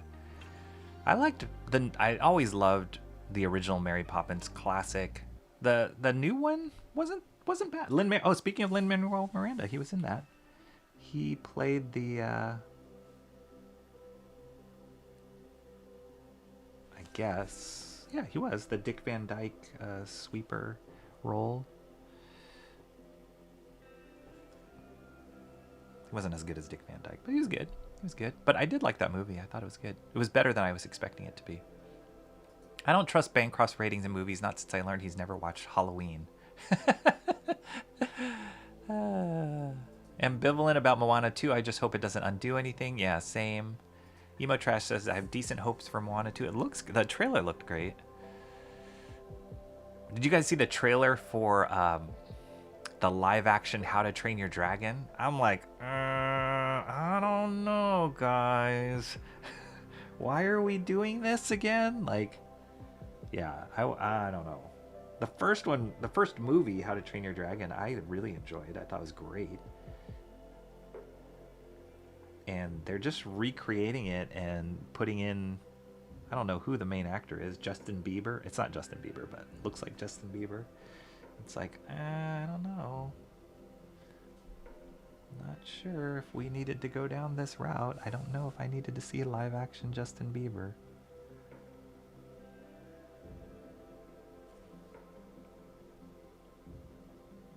Like, what is it gonna give me? What is it gonna add to the experience of just retelling that same story but in live action? I don't know.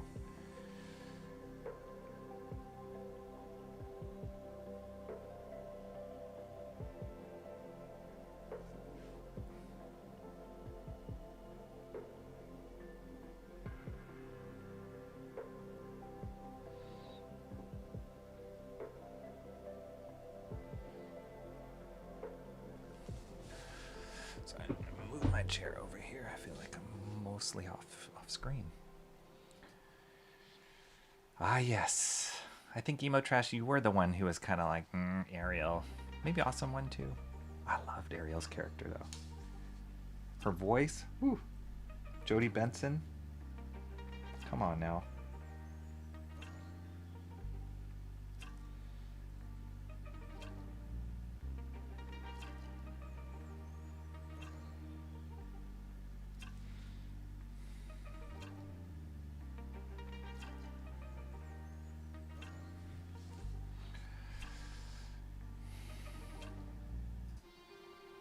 Why I like The Little Mermaid so much? Yeah, the story is great. It's such a great story of her character. It's just awesome, and the acting in it was amazing. The story arcs of like, oh my gosh, she almost, like how hard she was trying to get the prince's love, and then it didn't happen, and then when the queen came and like took her voice and used it, oh, it was just so good. I just remember the emotions I had watching. I'm like, oh my gosh, like it wasn't predictable at all. I mean, now you can say maybe it's predictable because so many, people have broken down the formula so much and applied it to other movies. But at the time, for me, it was great. And then all the songs were fantastic. And I think it was really Ariel's character and the way that she was animated. Glenn Keane was the supervising animator on her, and there's nobody better, in my opinion, of capturing emotion in drawn animation. Nobody better. I mean, there's a lot of great animators, but just something about Glenn Keane, like,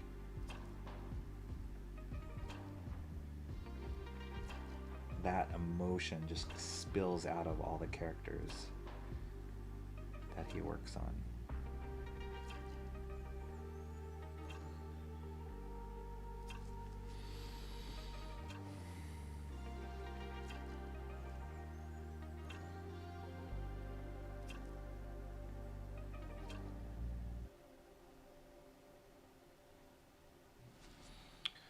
Start using some Post-its here because I can feel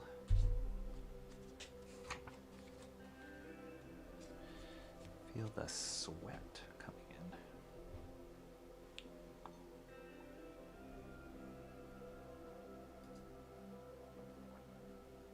in. You guys. Ursula and Sebastian are the only based characters in that movie. That's my hot take. Ursula is great. She's a great villain. Sebastian was great. Yeah. Yeah, Sebastian and the Eels. Flotsam and Jetsam. Awesome.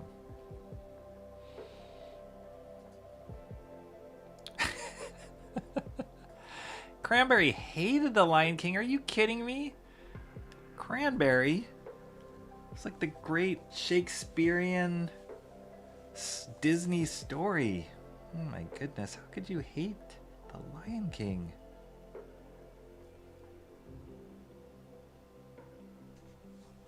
Then they did the stage version of The Lion King, which is amazing. I've seen that a few times. The musical version, really amazing. That director, Julie Taymor, oh my gosh. One of the most incredible costume designers / directors ever for the stage.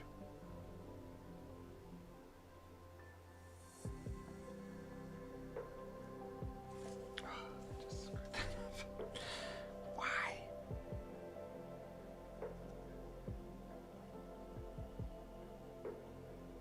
Tried to freehand it and totally blew it.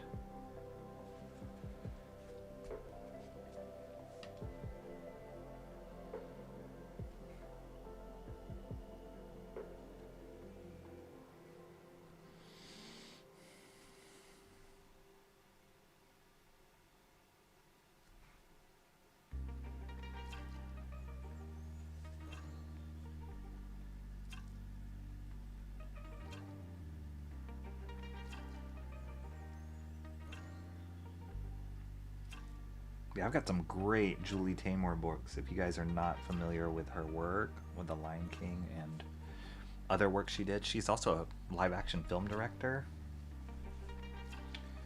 And she did a movie version of, I think, The Tempest with Anthony Hopkins.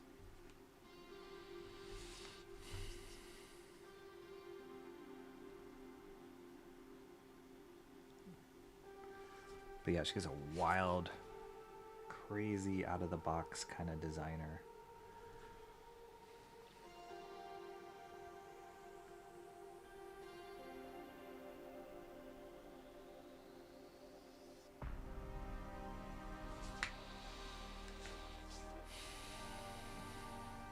He loves the crab song. That's, what's his face? From Flight of the Conchords, right? In Moana. Is he an Australian actor, Michael Bancroft? Is that why you like him? Is that why you like that song?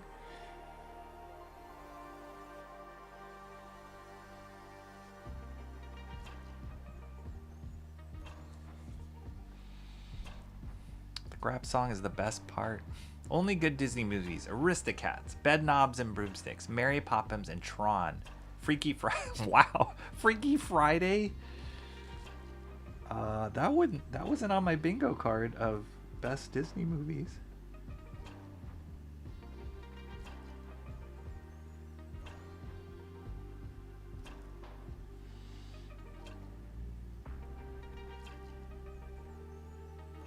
One thousand 101 Dalmatians. Anybody? Oh, that's good. Lady and the Tramp. Oh, so good.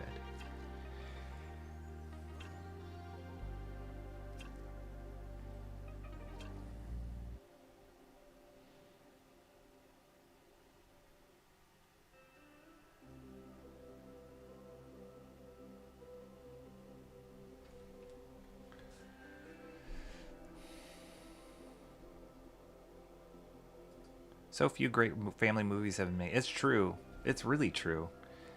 There isn't... I mean, family entertainment these days... Gosh, there hasn't been a family film that I've gone to a long time. And granted, my kids are older now, so we don't really watch family movies together like that, like we used to. But like, where are the Iron Giants? You know, where are the classic movies anymore?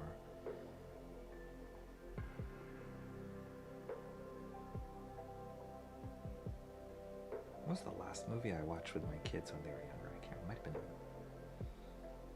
It's like Secret Life of Pets, maybe? I don't remember. It's a while ago.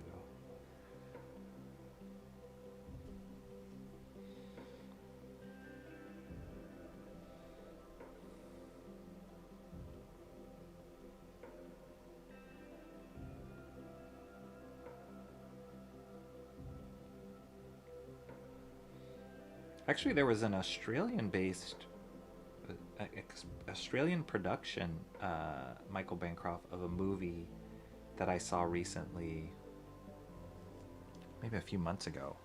The movie is called Scary Girl, and I actually know the creator. His name's Nathan Jerevicius, but he's an Australian guy. And it got a limited distribution here in America, but I think more wide distribution as a family film in Australia.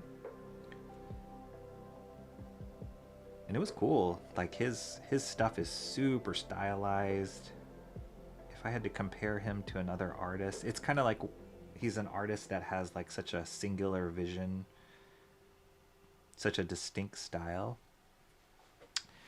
And he got his start in designing urban vinyl, when like artsy vinyl toys were all the rage. Hong Kong artsy vinyl toys were all the rage. He kind of came out of nowhere, well, from Australia, but he was not part of the like Hong Kong scene, or outside of the Hong Kong scene, and his style was just so cool. And so he came up with these toys called Scary Girl toys, and they became a huge hit. And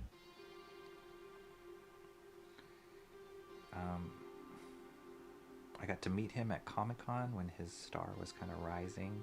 Got to connect with him. And so he was always trying to produce Scary Girl as like a TV series. He did a video game at one point, and a feature film was his goal. And he finally got a feature film produced, and they produced it in 3D, and it turned out great. It was a really, really cool looking movie.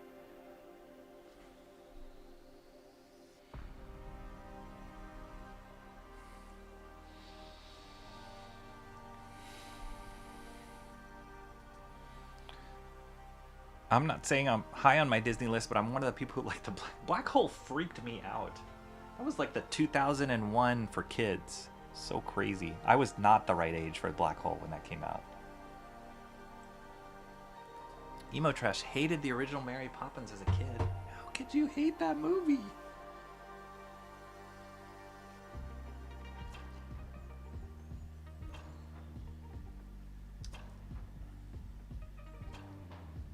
Such a big Julie Andrews fan. I love Julie Andrews.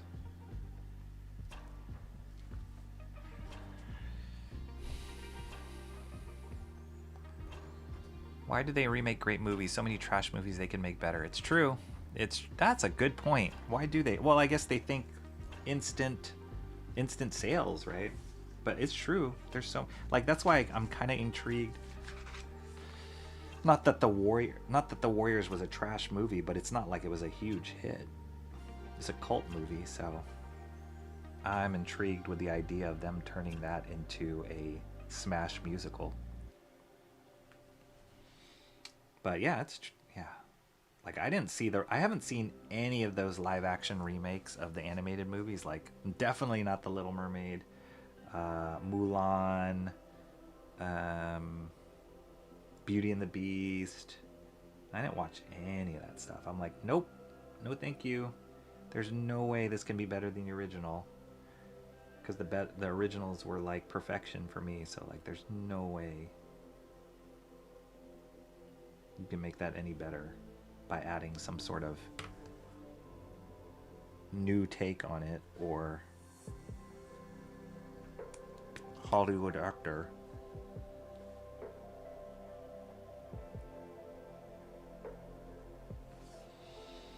And I love how most of the, at least the like 90s Disney movies, most of the stars that came out of those movies were not stars at all. They were just cast because they fit the role. They got good voices or good acting. But they weren't hired just because they were popular or famous stars already.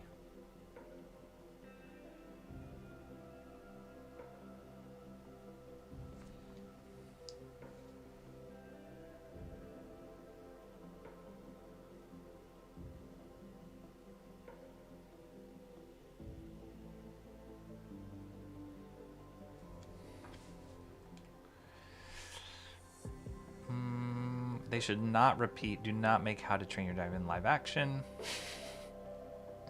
Had higher expectations for DreamWorks than to follow Disney. Like, you know what they did? I should pull this out. Let me get to a stopping point here, a break point, and I'll pull out something fun that's kind of unusual from my collection. But one thing they did do with How to Train Your Dragon, when the movie itself was still like in the zeitgeist of entertainment culture, they produced a stage version of How to Train Your Dragon for kids, but they used this incredible puppetry company to do it, and I got to see that. It happened to come nearby here, and I happened to go watch it, and I brought my kids, and it was amazing. They used the same guys that did the puppetry on one of those dinosaur, like animatronic dinosaur shows. What was that called? They're all the rage. And yeah, they hired the same team, and they did an incredible job of converting those designs, the animated designs, into real life stage puppets. Super cool.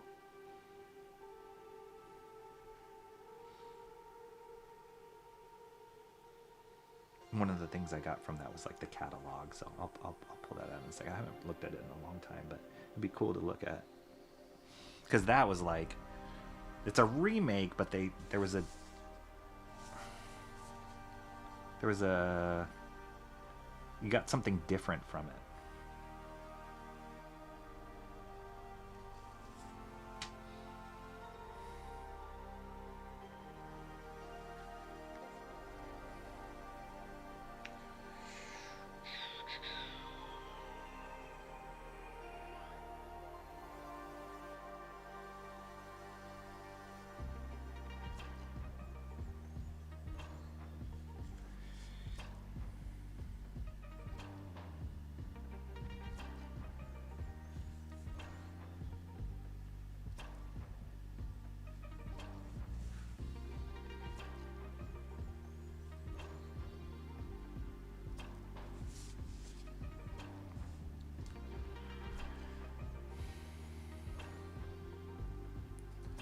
Stale remakes, no innovation, rinse, lather, repeat. I hope we have a change coming soon, guys. I really do. I feel like we're...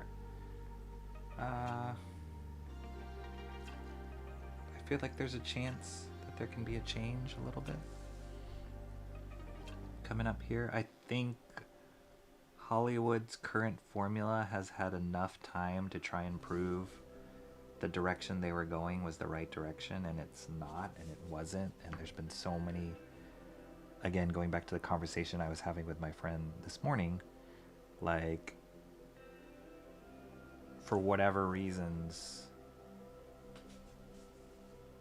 the decisions that they made, the creative decisions that they made and pursued over the last 10, 15, 20 years have proven to not be as lucrative as they would have thought or had hoped. And so they seriously got to rethink. And maybe that's not going to come from Hollywood, you know? Maybe that's going to come from outside of Hollywood now.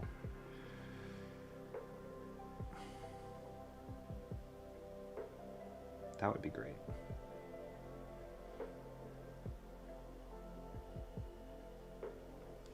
For like comics, for movies, entertainment in general. I know the animation industry is just floundering right now.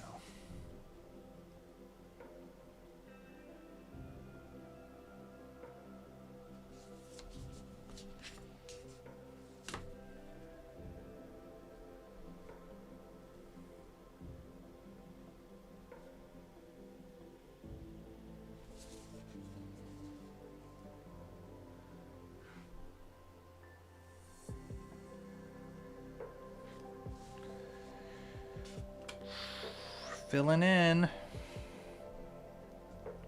some brilliant moments in How to Train Your Dragon. I wouldn't mind seeing the further adventures of Hiccup and Toothless, but animated. Have you read those books, Antoine Dennison? I mean, I know they're kids' books, but they're really good. They're a lot more in depth than the movies could get into in like a 2-hour or 80-minute time length. But very good. The second How to Train Your Dragon was really good, I thought, too. Wasn't that with his mom? Was that the one with his mom? I like that one too. The first one's still my favorite though. Let animation have some GD glory for once, Emo Trash says. I know, let's stop being the stepchild of Hollywood. Ursula was not a queen. She was a witch with flair. Yeah. Better character than Ariel. That's arguable, yeah. I say that for the next 30 years, the only remakes Hollywood should do are movies that flopped. Where's Ishtar 2025? Rhinestone 2025. Antoine Dennison wrote a sequel to The Little Mermaid. It takes place 10 years after the original Disney film, and she has to return to the sea. Nice. Dang, that's cool. Hollywood should just put in the actual effort to make new stories. Yep, I agree. Some movie musicals I like: Lion King, Mary Poppins. I'm just a bag of inconsistencies. I mean, Lion King, yeah, Lion King's great. Mary Poppins is great. See, it's good. Doesn't all have to be bad. The play is 20 times worse. Then The Lion King? The move? Cranberry Landers. Till Nala and Rafiki literally knocked the sense into him. Willy Wonka and the Chocolate Factory, the one with Gene Wilder, best. Little Shop of Horrors, was great. Titus, that's right, not The Tempest. Wait, did she not do The Tempest? It was Titus, though. You're right, Mr. Monkey Boy. That was a head trip of a movie, but the production design on that was unbelievable. Hyenas, yeah, the hyenas were great.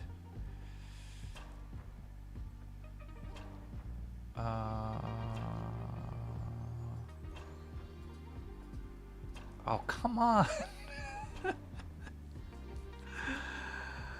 Is this gonna be your new rant, Cranberry Landers? Oops.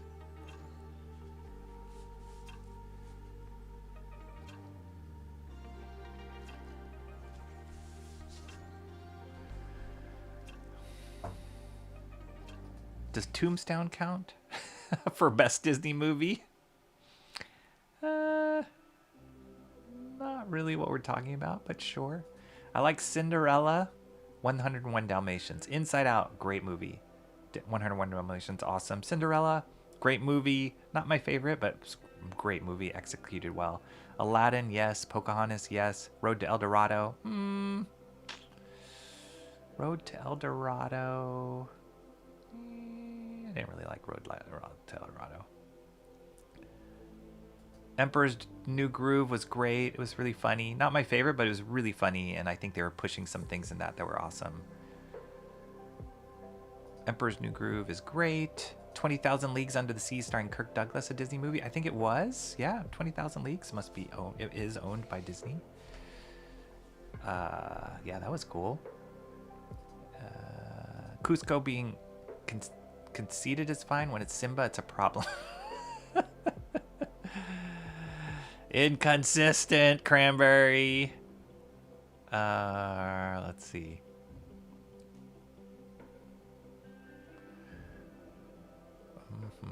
John says, those without talent always seek to borrow clout. Profound.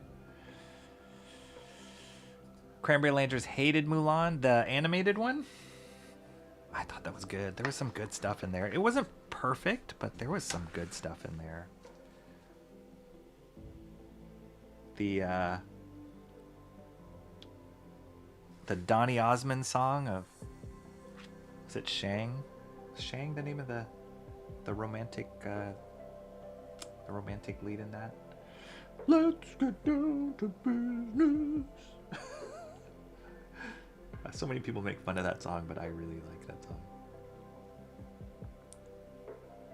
The fact that they're singing a song about the Huns is hilarious to me. And it's so darn catchy.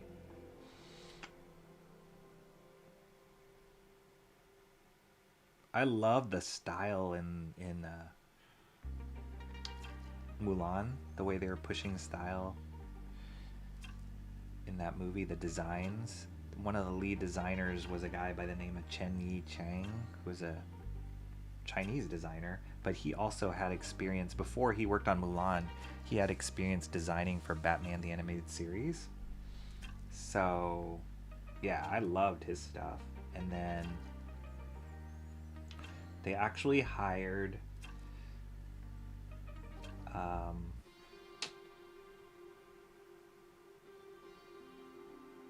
Alex Nino, who is a Filipino comic book artist. He did some concept, like environmental and visual development visual development concepts on Mulan. And they were looking at a lot of like Chinese, like I loved how they tried to steep themselves in culture, in the culture of the story, not just sticking random culture into the story for the sake of having culture. They're actually looking at the culture of that story and like immerse their design in that. That was brilliant. Even as a kid, I remember watching like behind the scenes specials of that stuff, and how they were saying like even the designs of like the smoke, the effects were all influenced by like Chinese calligraphy, and it was great.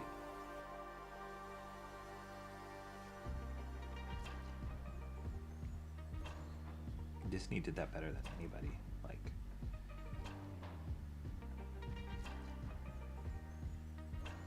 one of my favorite animated films of all time, I'd say, is Prince of Egypt. Non-Disney movie, Prince of Egypt.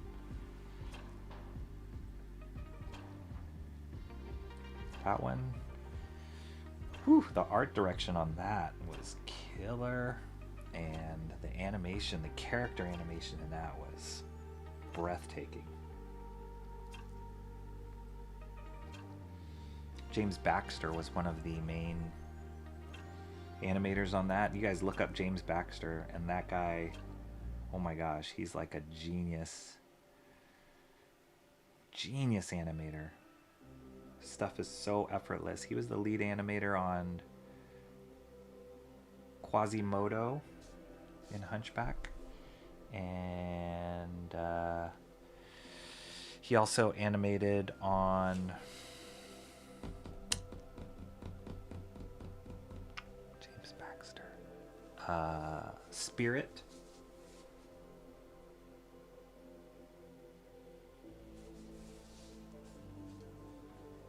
And tons of other stuff. I'm totally blanking on, like, trying to run through in my Rolodex the, like, I know he did some sequences of Belle and Beauty and the Beast, like beautiful dimensional sequences in Belle. I think he did the, like, some of her, like, opening song stuff and the, like, dance sequence in the ballroom. I think he was James Baxter.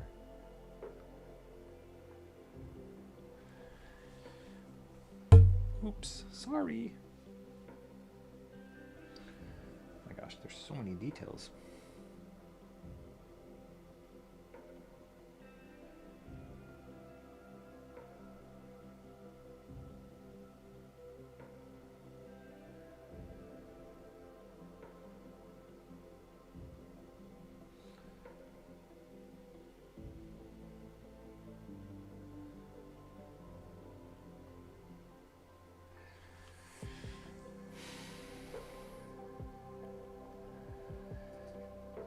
Tell me you like Princess and the Frog. There was some stuff that was okay. It wasn't my favorite. I like the music.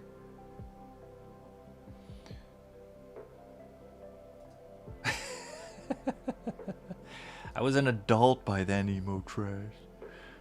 Adults can't like Disney movies. I like John Carter. I'm that guy. KSSS. There is some good stuff in there. There's some not good stuff in there. That, I don't know if you know, that was directed by, oh my gosh, the director of Nemo, Finding Nemo, which is one of my favorite Pixar movies, Finding Nemo, the original Finding Nemo. Andrew Stanton was the director on Finding Nemo. He directed John Carter of Mars.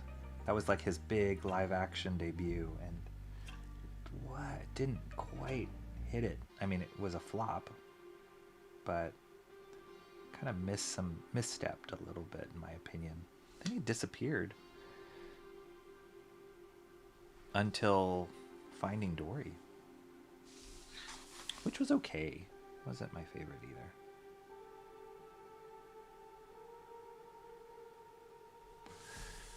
I feel like with Finding Dory, they kind of painted, well, the whole dynamic of Dory is you kind of paint yourself in a corner a little bit if you have a character who has amnesia.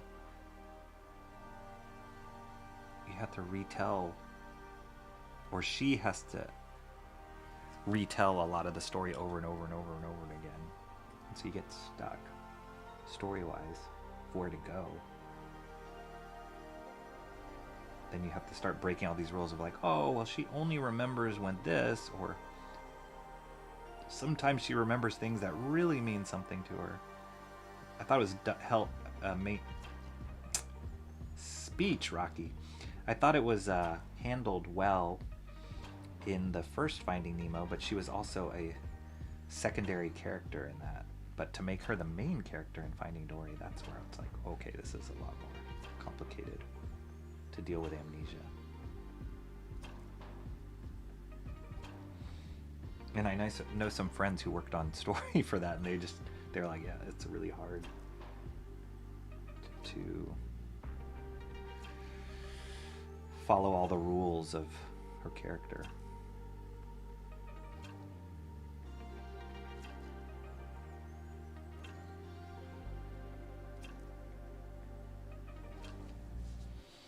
That's cool. It's kind of like laying out, just going back to this drawing, kind of laying out the main shapes with the straight edge.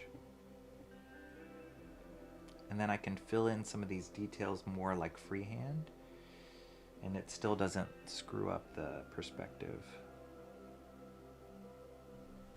As long as those main shapes clearly work.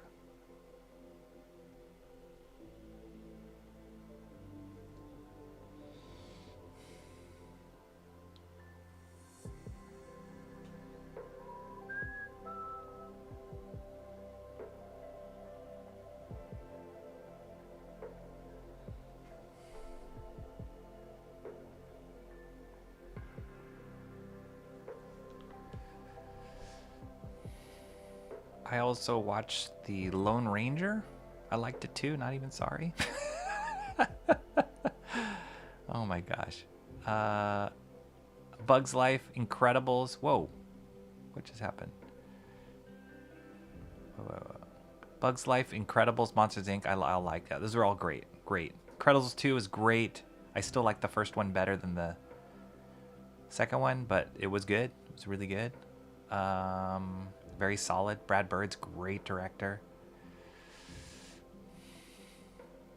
Incredibles 2, Lone Rangers. Wow, stop jumping.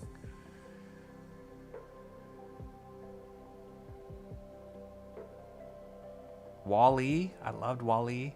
I really love Wall-E. I know a lot of people didn't like Wall-E, especially the end part of Wall-E. The first half of Wall-E was brilliant. That was Andrew Stanton as well.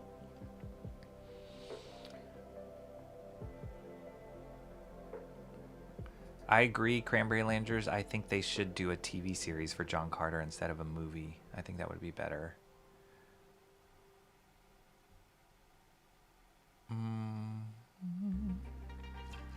Why does this keep jumping?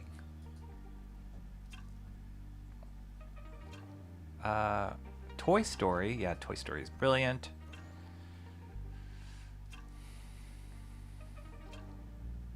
Hunchback of Notre Dame was awesome. There's great stuff in there.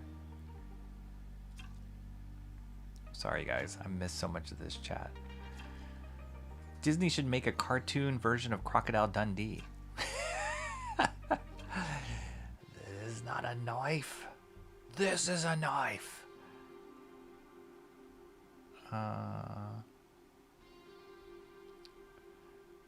Here's my Lion King pitch, Antoine Dennison says. Dumb mom gets poached, has to kill a bunch of African tribesmen with the aid of the hyenas, elephants, hippos, and crocodiles.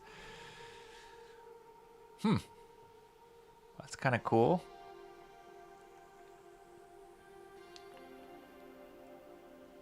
Oh.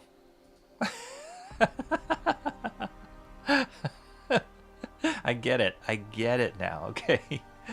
Oh my gosh.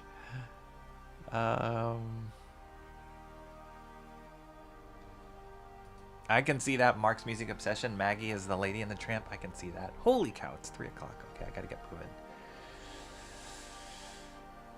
I do have to probably stop in like less than an hour.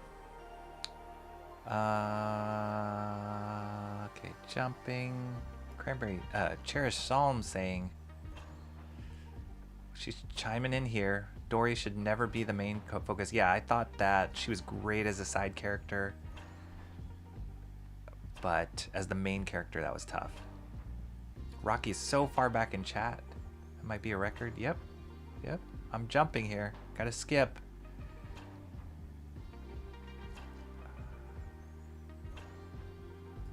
Before he was MOEBIUS, he was Grr. My gosh. I'm so far behind. Yeah, the chat's like, move forward. Okay, wait, I'm just going to jump to the end and then backtrack a little bit. Chat is crazy. Yes.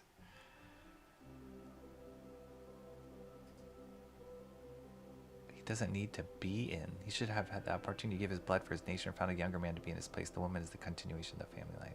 Oh, we're talking about Mulan. Yeah, that was... I don't know. It was a good story. I mean, it's based on a Chinese story, so don't blame Disney for that.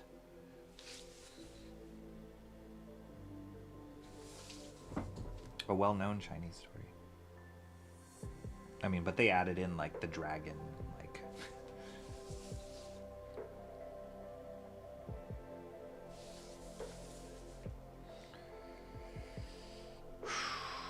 All right, I gotta get hopping here. I'm so far behind.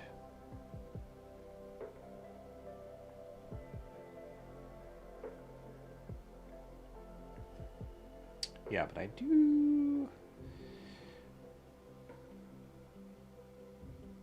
have a hard stop. So I gotta go pick up my daughter.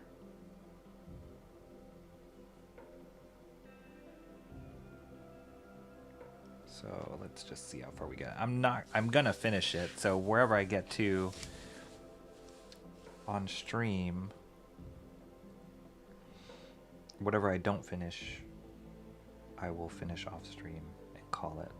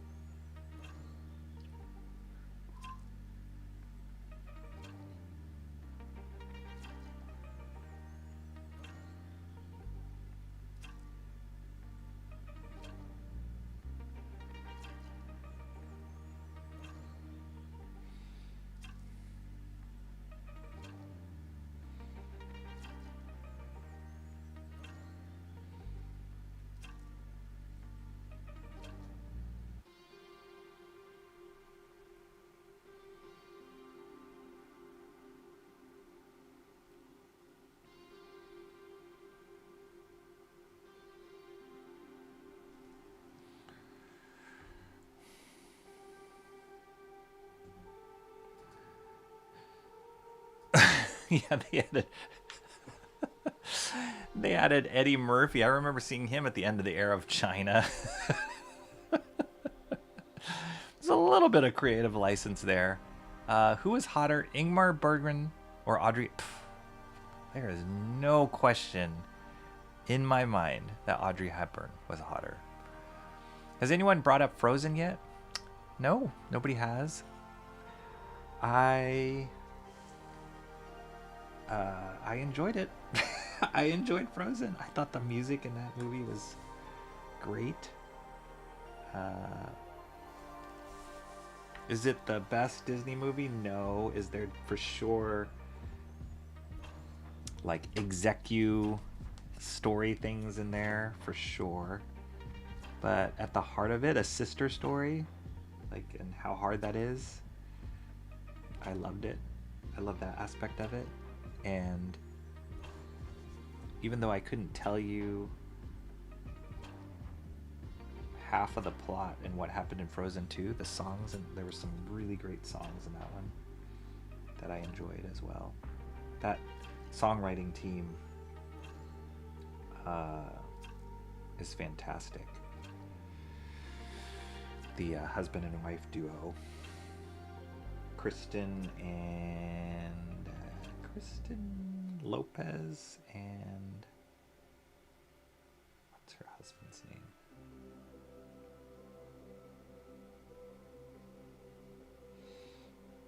He's one of the, like Lin-Manuel Miranda, he is one of the youngest, or I should say few, if not youngest, receivers of the EGOT. Meaning he's won an Emmy, a Grammy, an Oscar, and a Tony for his work. He wrote the music for the Book of Mormon, that musical. That's what he won an award. He won an Oscar for, and then obviously Frozen.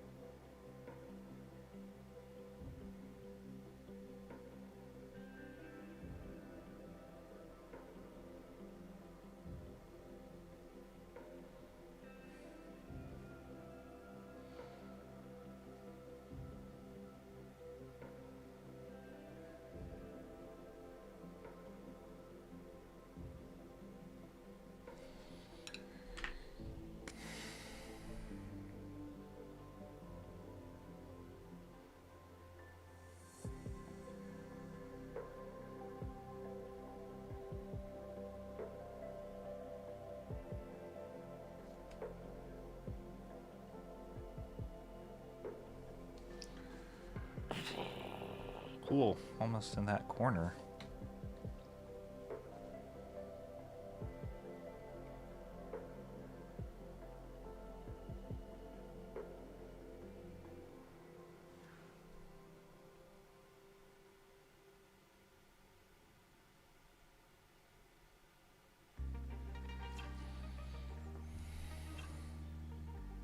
Thought Frozen 2 was way better. Nice. Rocky's noping out of the conversation. Cranberry Landers hate. Of course you do. Not sure you've seen Frozen 2. It's good. Oh, there's this one song that Anna sings.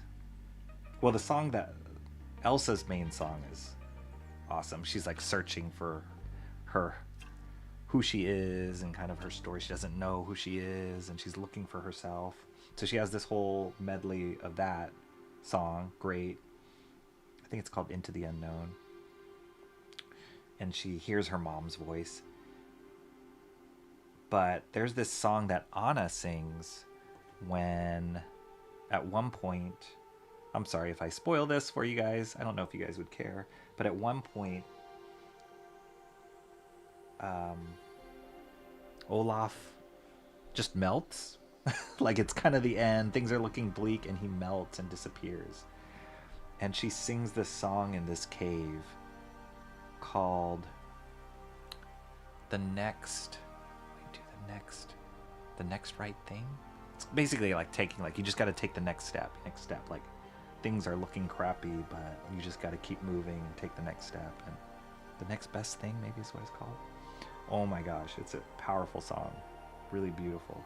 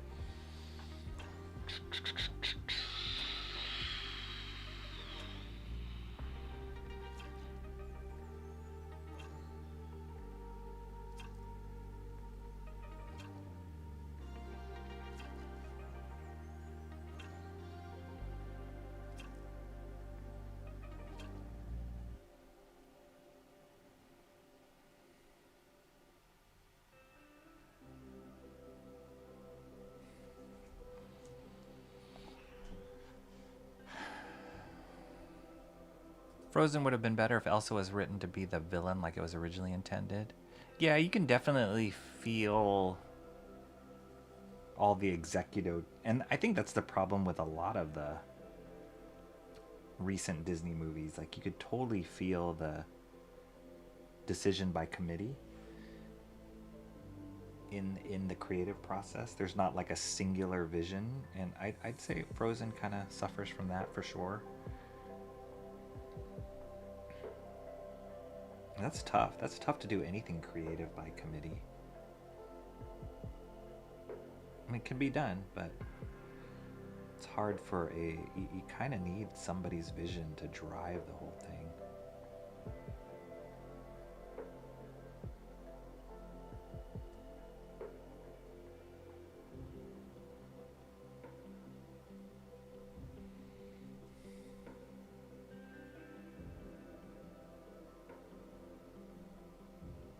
That's why I love comic books so much now these days too, because having spent so much time in the animation industry, like having to cater to the execu notes and people who aren't creative being in charge of making those decisions. That's not everybody, but in many cases.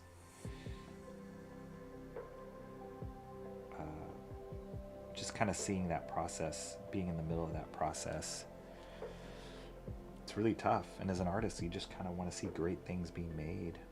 Not that the executives don't, but they ultimately just want to make money, which I do too. But if that's your driving force, if that's your motivation, then you're going to make choices that are not necessarily best for the art or the story that you're trying to tell.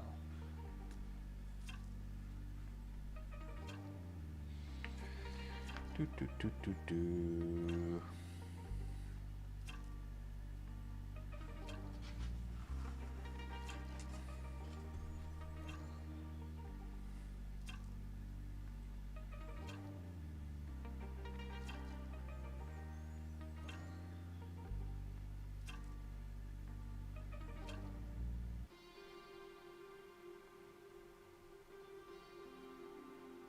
Oh, I was going to ask you guys, for those of you guys in the chat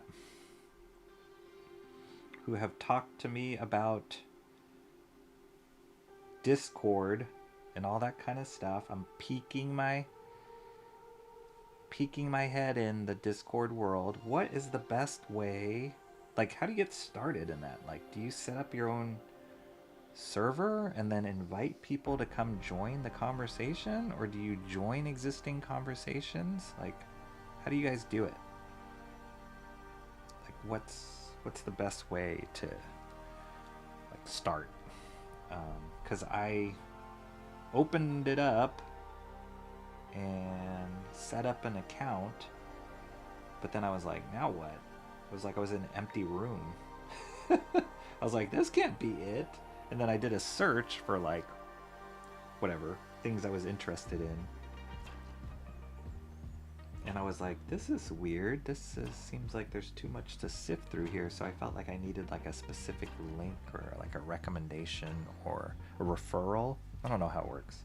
So yeah, let me know in the chat. I'm curious of opening that door, seeing how that all works, that whole world of Discord works.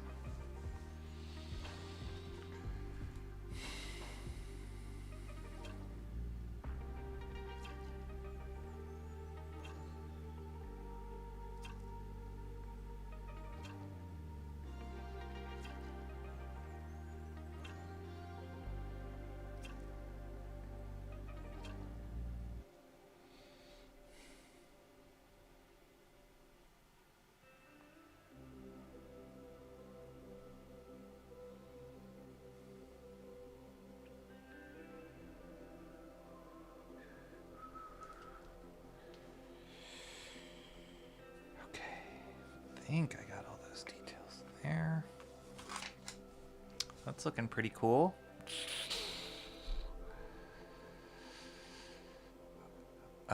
It's not a masterpiece. I just think compared to a lot of other movies, it gets too much guff, like the last 4 Transformers movies, which were terrible.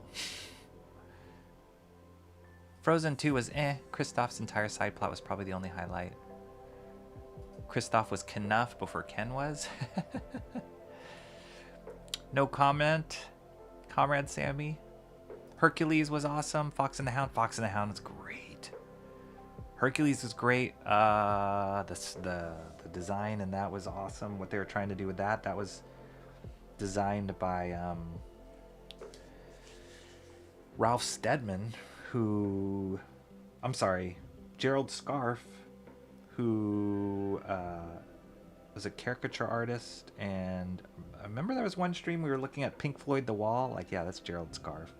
But for them to try and base off a Disney animated film off of his style was a bold move and really cool. Successful in certain parts and not so successful otherwise, but I approve the effort to like push it. Try and do something so crazy like that.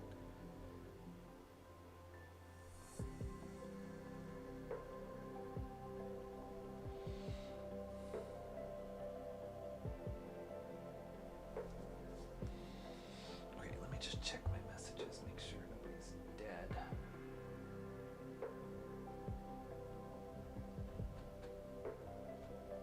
Okay, that's all good. All right. Oi, oi, he got a Grammy and a Tony. Wait.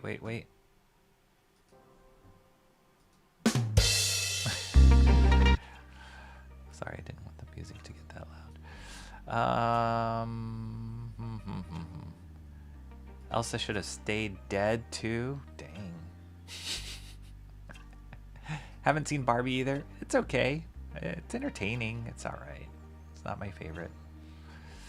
First saw the Black Hole when I was a kid. I remember thinking, why is everyone so old in this movie? Alice in Wonderland's a good one. That is a good one. I feel like that one's not given enough credit. It's really good. Awesome designs by Mary Blair, one of my favorite animation designers of all time. I got to go to an exhibit of her original work. And surprise, the colors, her color sense is out of this world. Nobody's been able to do what she's done. But surprisingly, a lot of her paintings were really small and not that, but like super bold and incredibly impactful at a small scale. But yeah, Alice in Wonderland, yeah, that one's really good. Like Sleeping Beauty is another one that I feel like doesn't get talked enough, but the design in that one was amazing. That was by the main designer of that was a guy by the name of Ivan Durrell, who is another huge animation designer in my book.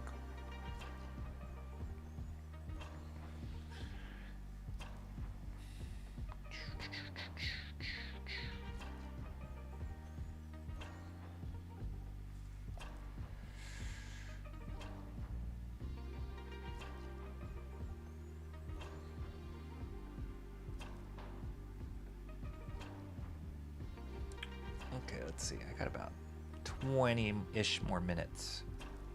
Sword in the Stone. Yeah, that's all right. Rescuers. Lilo and Stitch was awesome. That was great. Chris Sanders. Amazing director. Amazing designer. Started off as storyboard artist on The Lion King. Fantasia. It's okay. Bambi. Yeah, Bambi's good. Dumbo's good. There's a lot of great. See, those movies were just like killing it back then. And now it's like, oh, we've got Minions 12 and oh yeah, How to Train Your Dragon 4, but we're doing it live action now.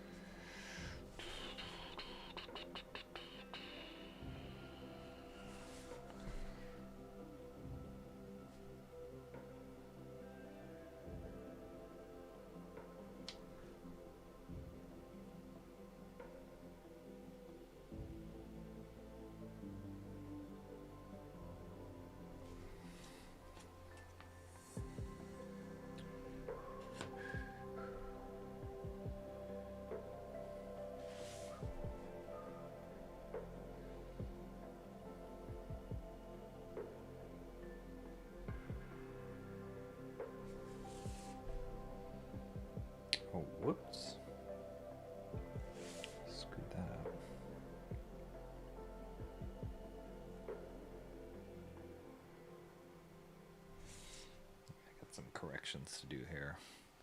I'm going to put an X right there where I need to fix that. Oopsies.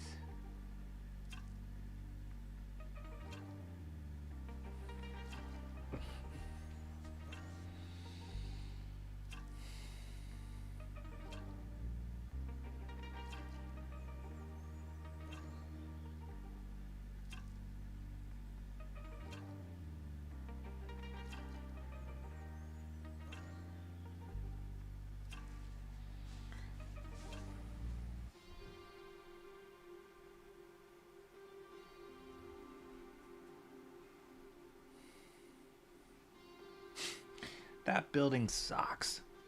That one's got to be redone.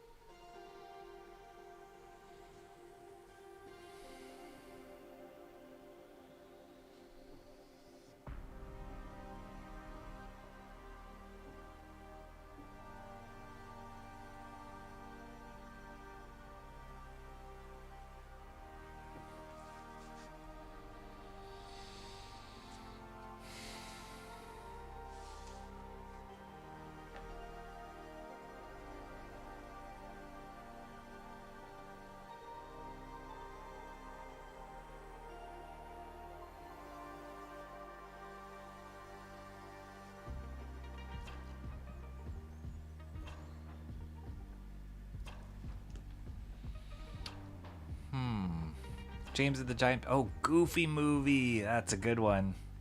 Underrated. Goofy movie is 20 out of 10 movie. It's great. James and Giant Peach is a playbook for the modern man. It's a great movie. The artistry in that movie is beautiful. Create a Discord account. Join a server like Gothics and Katie. I'll get you links. Okay.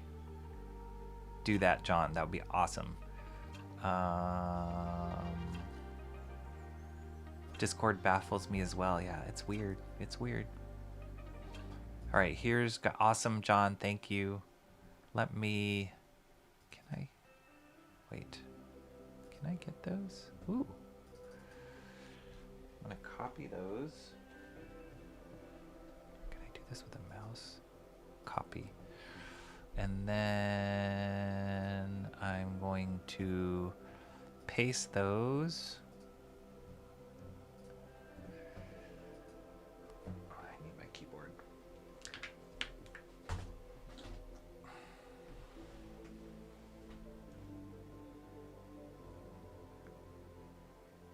Oh, whoops. That went all crazy.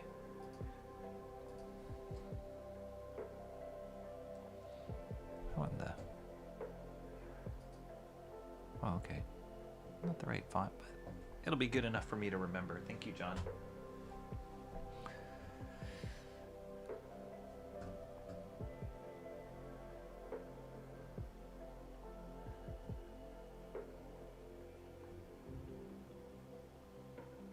Wreck-It Ralph was pretty good. It's okay.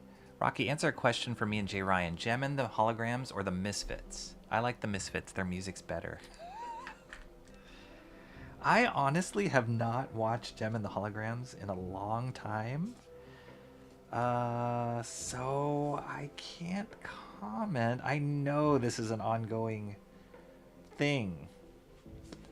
And I know you guys are passionate about your Gem and the Holograms. So I hesitate to comment too flippantly without being an informed person. So let me get back to you, KSSS, and I will let you know. I'm not afraid to give an opinion. I just don't want to give one that's like uninformed. Because I know how important it is to you guys.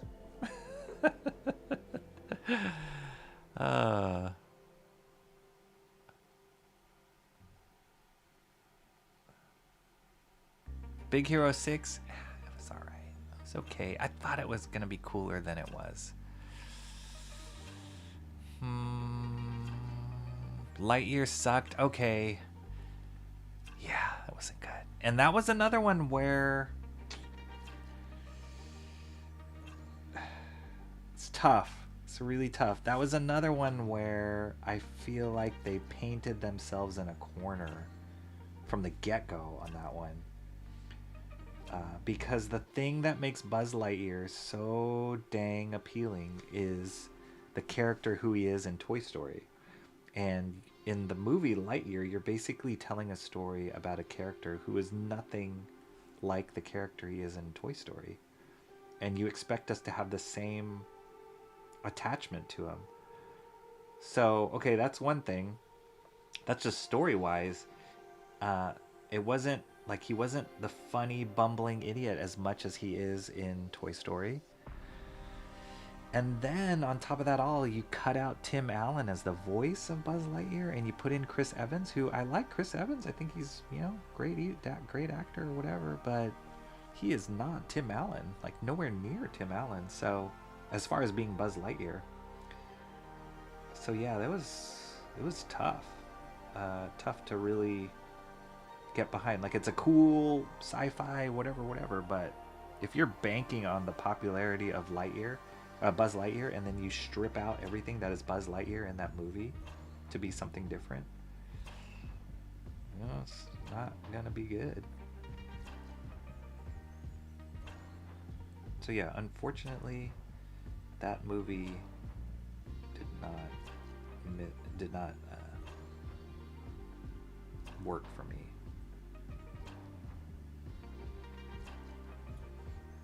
As much as on paper I thought, oh, this could be cool. See his origin story? Yeah, it just didn't go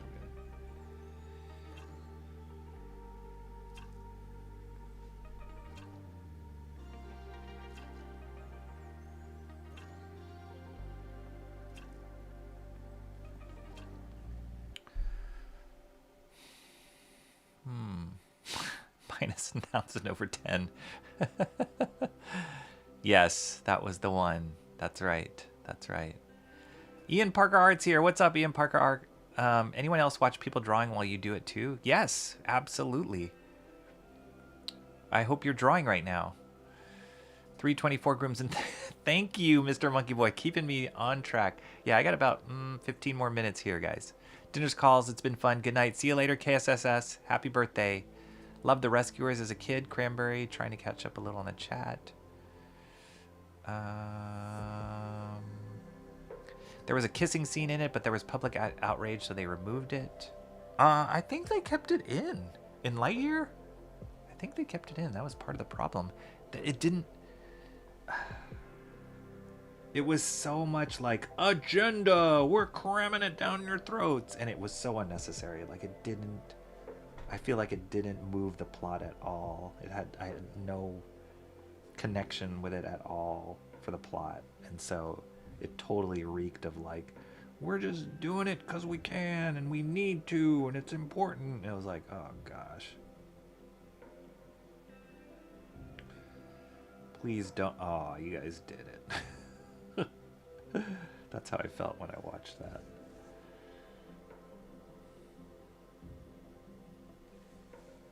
Whatever you do, whatever you add,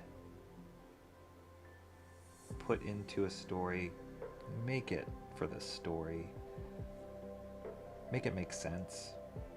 Make it appropriate and moves the story forward or the characters forward. Don't just put it in there just to put it in there because everybody needs to learn their lesson. Like, don't do that. That's not.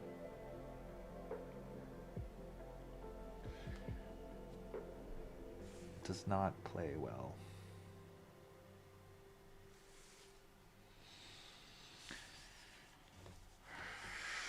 Whew. Holy moly. Oh, let me take this off.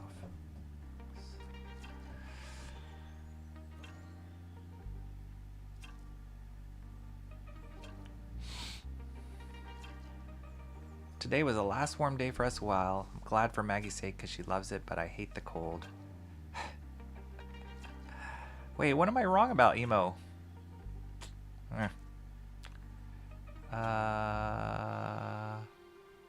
Hello to MMO Mom. Yes, hello MMO's mom. Hope you're doing well. They advertise it as the movie within Toy Story universe that Buzz was supposed to become. Yes. Yes. Agreed. Agreed 100%. More fun to draw with other folks. Also agreed 100%.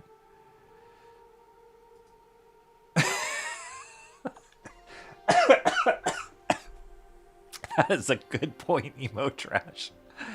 Oh my gosh.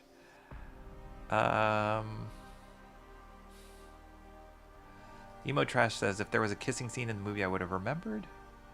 No, I didn't end the stream. Did I? Jeez Louise.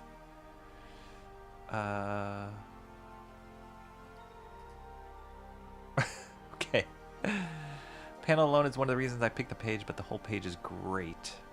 Thank you. I didn't end the stream. Did it stop? Did it pause? Hopefully not. There has been a couple hitches I've had recently streaming. I don't know what it is. It's not my... I don't think it's my internet. It shouldn't be.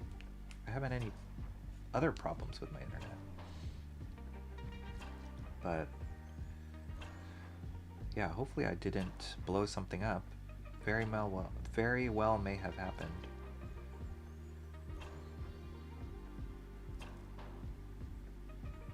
But got about 10-15 more minutes, guys. I'm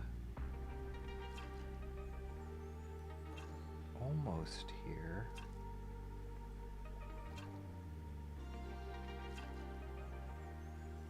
Who am I kidding?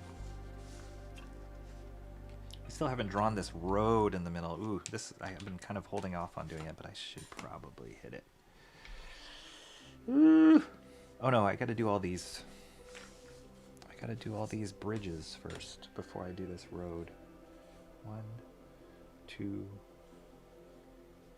3. Ewiks.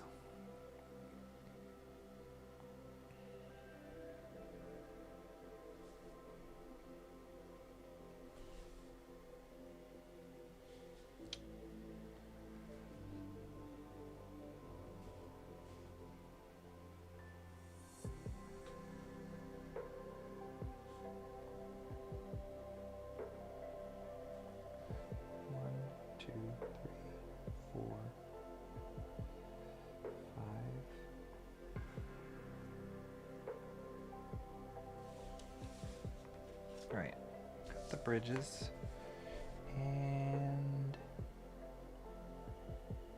are we doing this? I should do this with my clear ruler so I can see what I'm doing. Oops, sorry Maggie.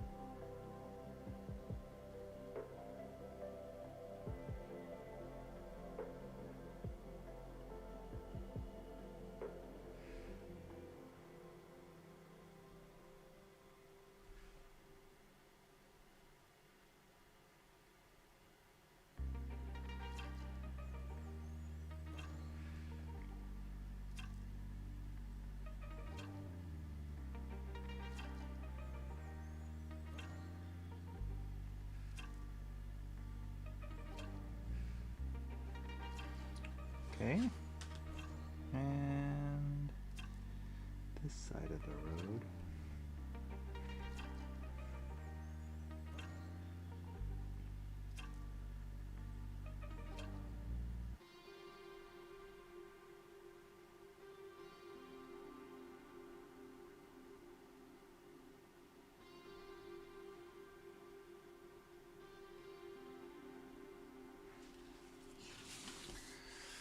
There we go.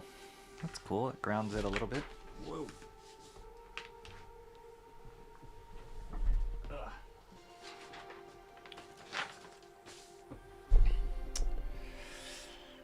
All right.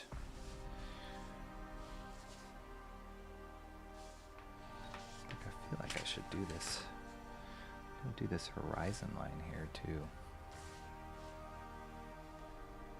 Oh, shoot.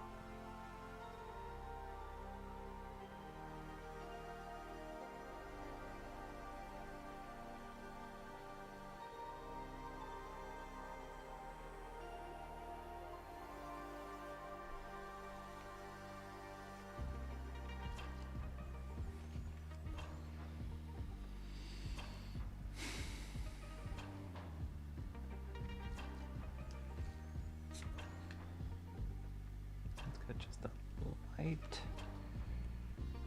touch back here.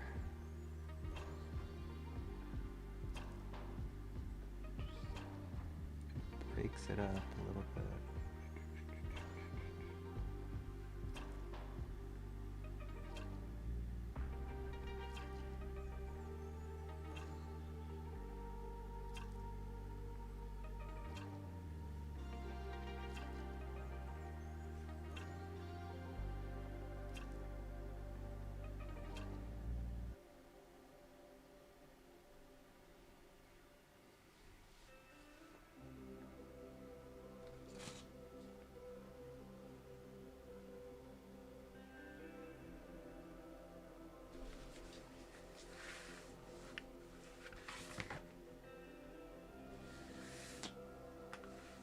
Kind of cool to see that horizon line plant in the back. All this in there.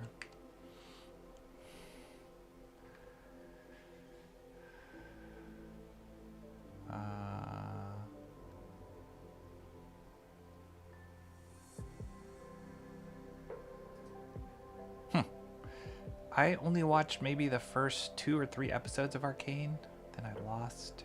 I gotta get back into it. I heard it's really good. But I have to get back to it. Same with the, what is it? Blue-Eyed Samurai. I watched a couple episodes of that and then kind of fell off. Doing all the big buildings now. Don't see him when he puts on his old man glasses to the tiny buildings. Am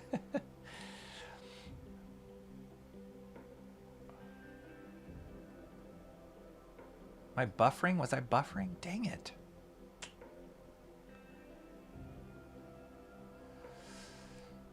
Hopefully it's all working out all right. All right. 3:42. All right, I'm gonna give myself 5 more minutes, and then we'll call it. And like Mr. Monkey Boy says, I will pull out my old man glasses to finish the rest. No, actually, fortunate enough, I don't wear reading glasses yet. But I just have time management problems, not vision problems. Chat management problems, I should say. Not vision problems. Which at least you can fix vision problems with some glasses. Chat management, not so much.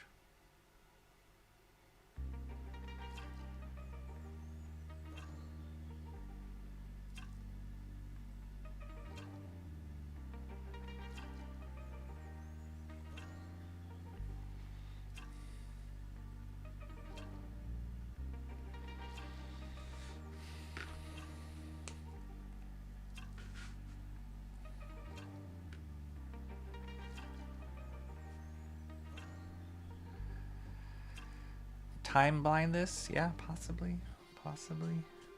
Something.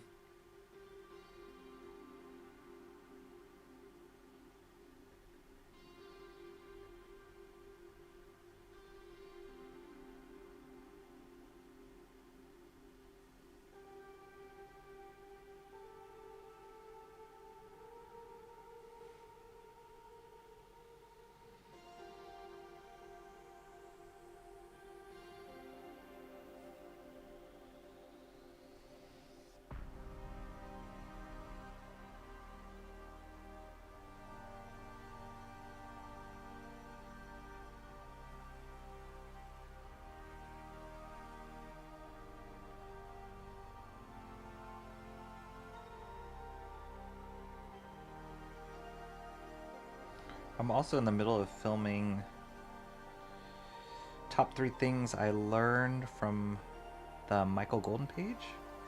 So super excited about tying that video up, or not tying it up, but tightening that video up and finishing the filming for it, because I'm due to post what I've learned on that page.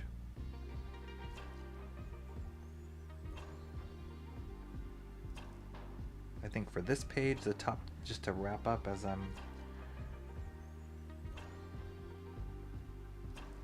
is to not respond to chat. That's one thing that I learned. No. It'll be about the nib, like what I learned with using the nib, because this is the first time I used the nib on this page. Perspective, for sure. How to handle perspective, or how MOEBIUS handled perspective on this page would be interesting, an interesting lesson.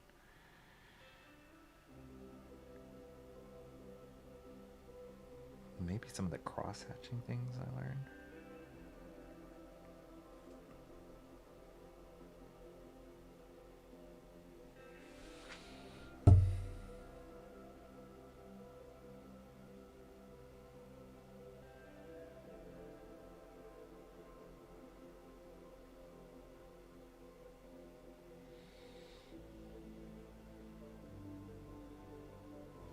Okay, I'm just going to finish this corner and then I will call it.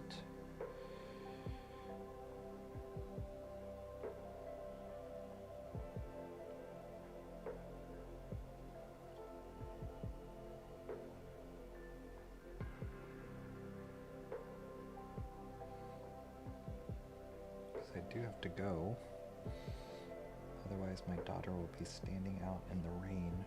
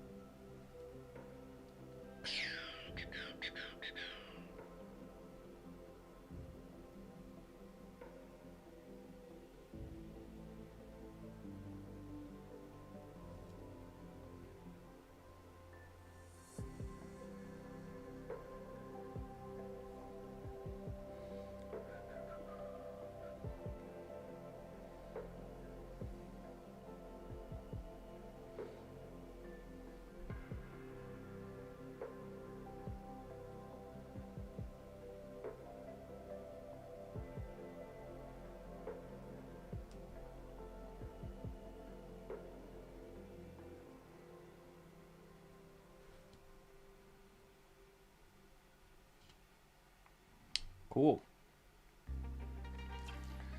All right.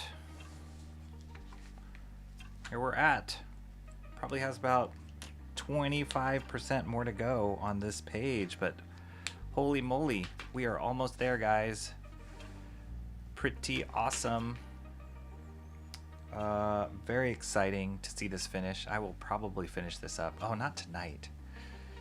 I won't be able to do this tonight, but probably tomorrow.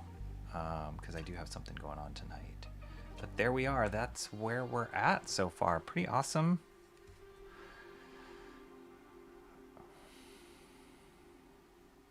It's looking great. Thank you guys for all hanging with me as I've been doing this.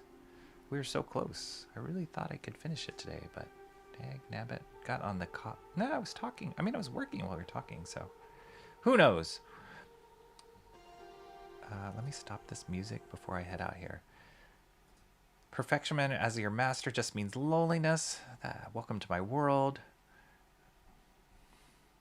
Just tell your family or associates you're late because you're drawing comics for free. Yeah, you know, it's a valid excuse. Valid excuse. I think my daughter would accept that. We'll just ask her. I was just chatting with folks while drawing a Marvel comic page for some people. I lost track of time. I enjoyed it so much. Dang, John. Stay lonely, friends. All right. I'm going. Okay, guys, it was great hanging out with you. Thank you so much. Sorry I didn't get to do my Wednesday comics. I won't even be able to get to the comic book store. I already know today. Another excuse that wouldn't work for my daughter. Hey, I'm late because I got to pick up my comics, but I will get to it probably tomorrow, and then we'll try and figure out a way that I can share those books with you and anything new that I run across. I do have an unboxing to do, all this kind of stuff. There's still a lot piling in, but had to get far enough along on this where we saw the finish line, and we are very close. It's looking awesome, looking great. Hope you guys are liking the way that it's turning out too. Great choice, you guys, for voting this page on. And I also have the prep in my mind. What's the next page? We'll see. All right, guys, I gotta go pick up my daughter and rescue her from the rain. So I will see you later. Have a great rest of your Wednesday, and we'll be seeing you soon. Maybe, hopefully, before the end of this week. Seeing you soon.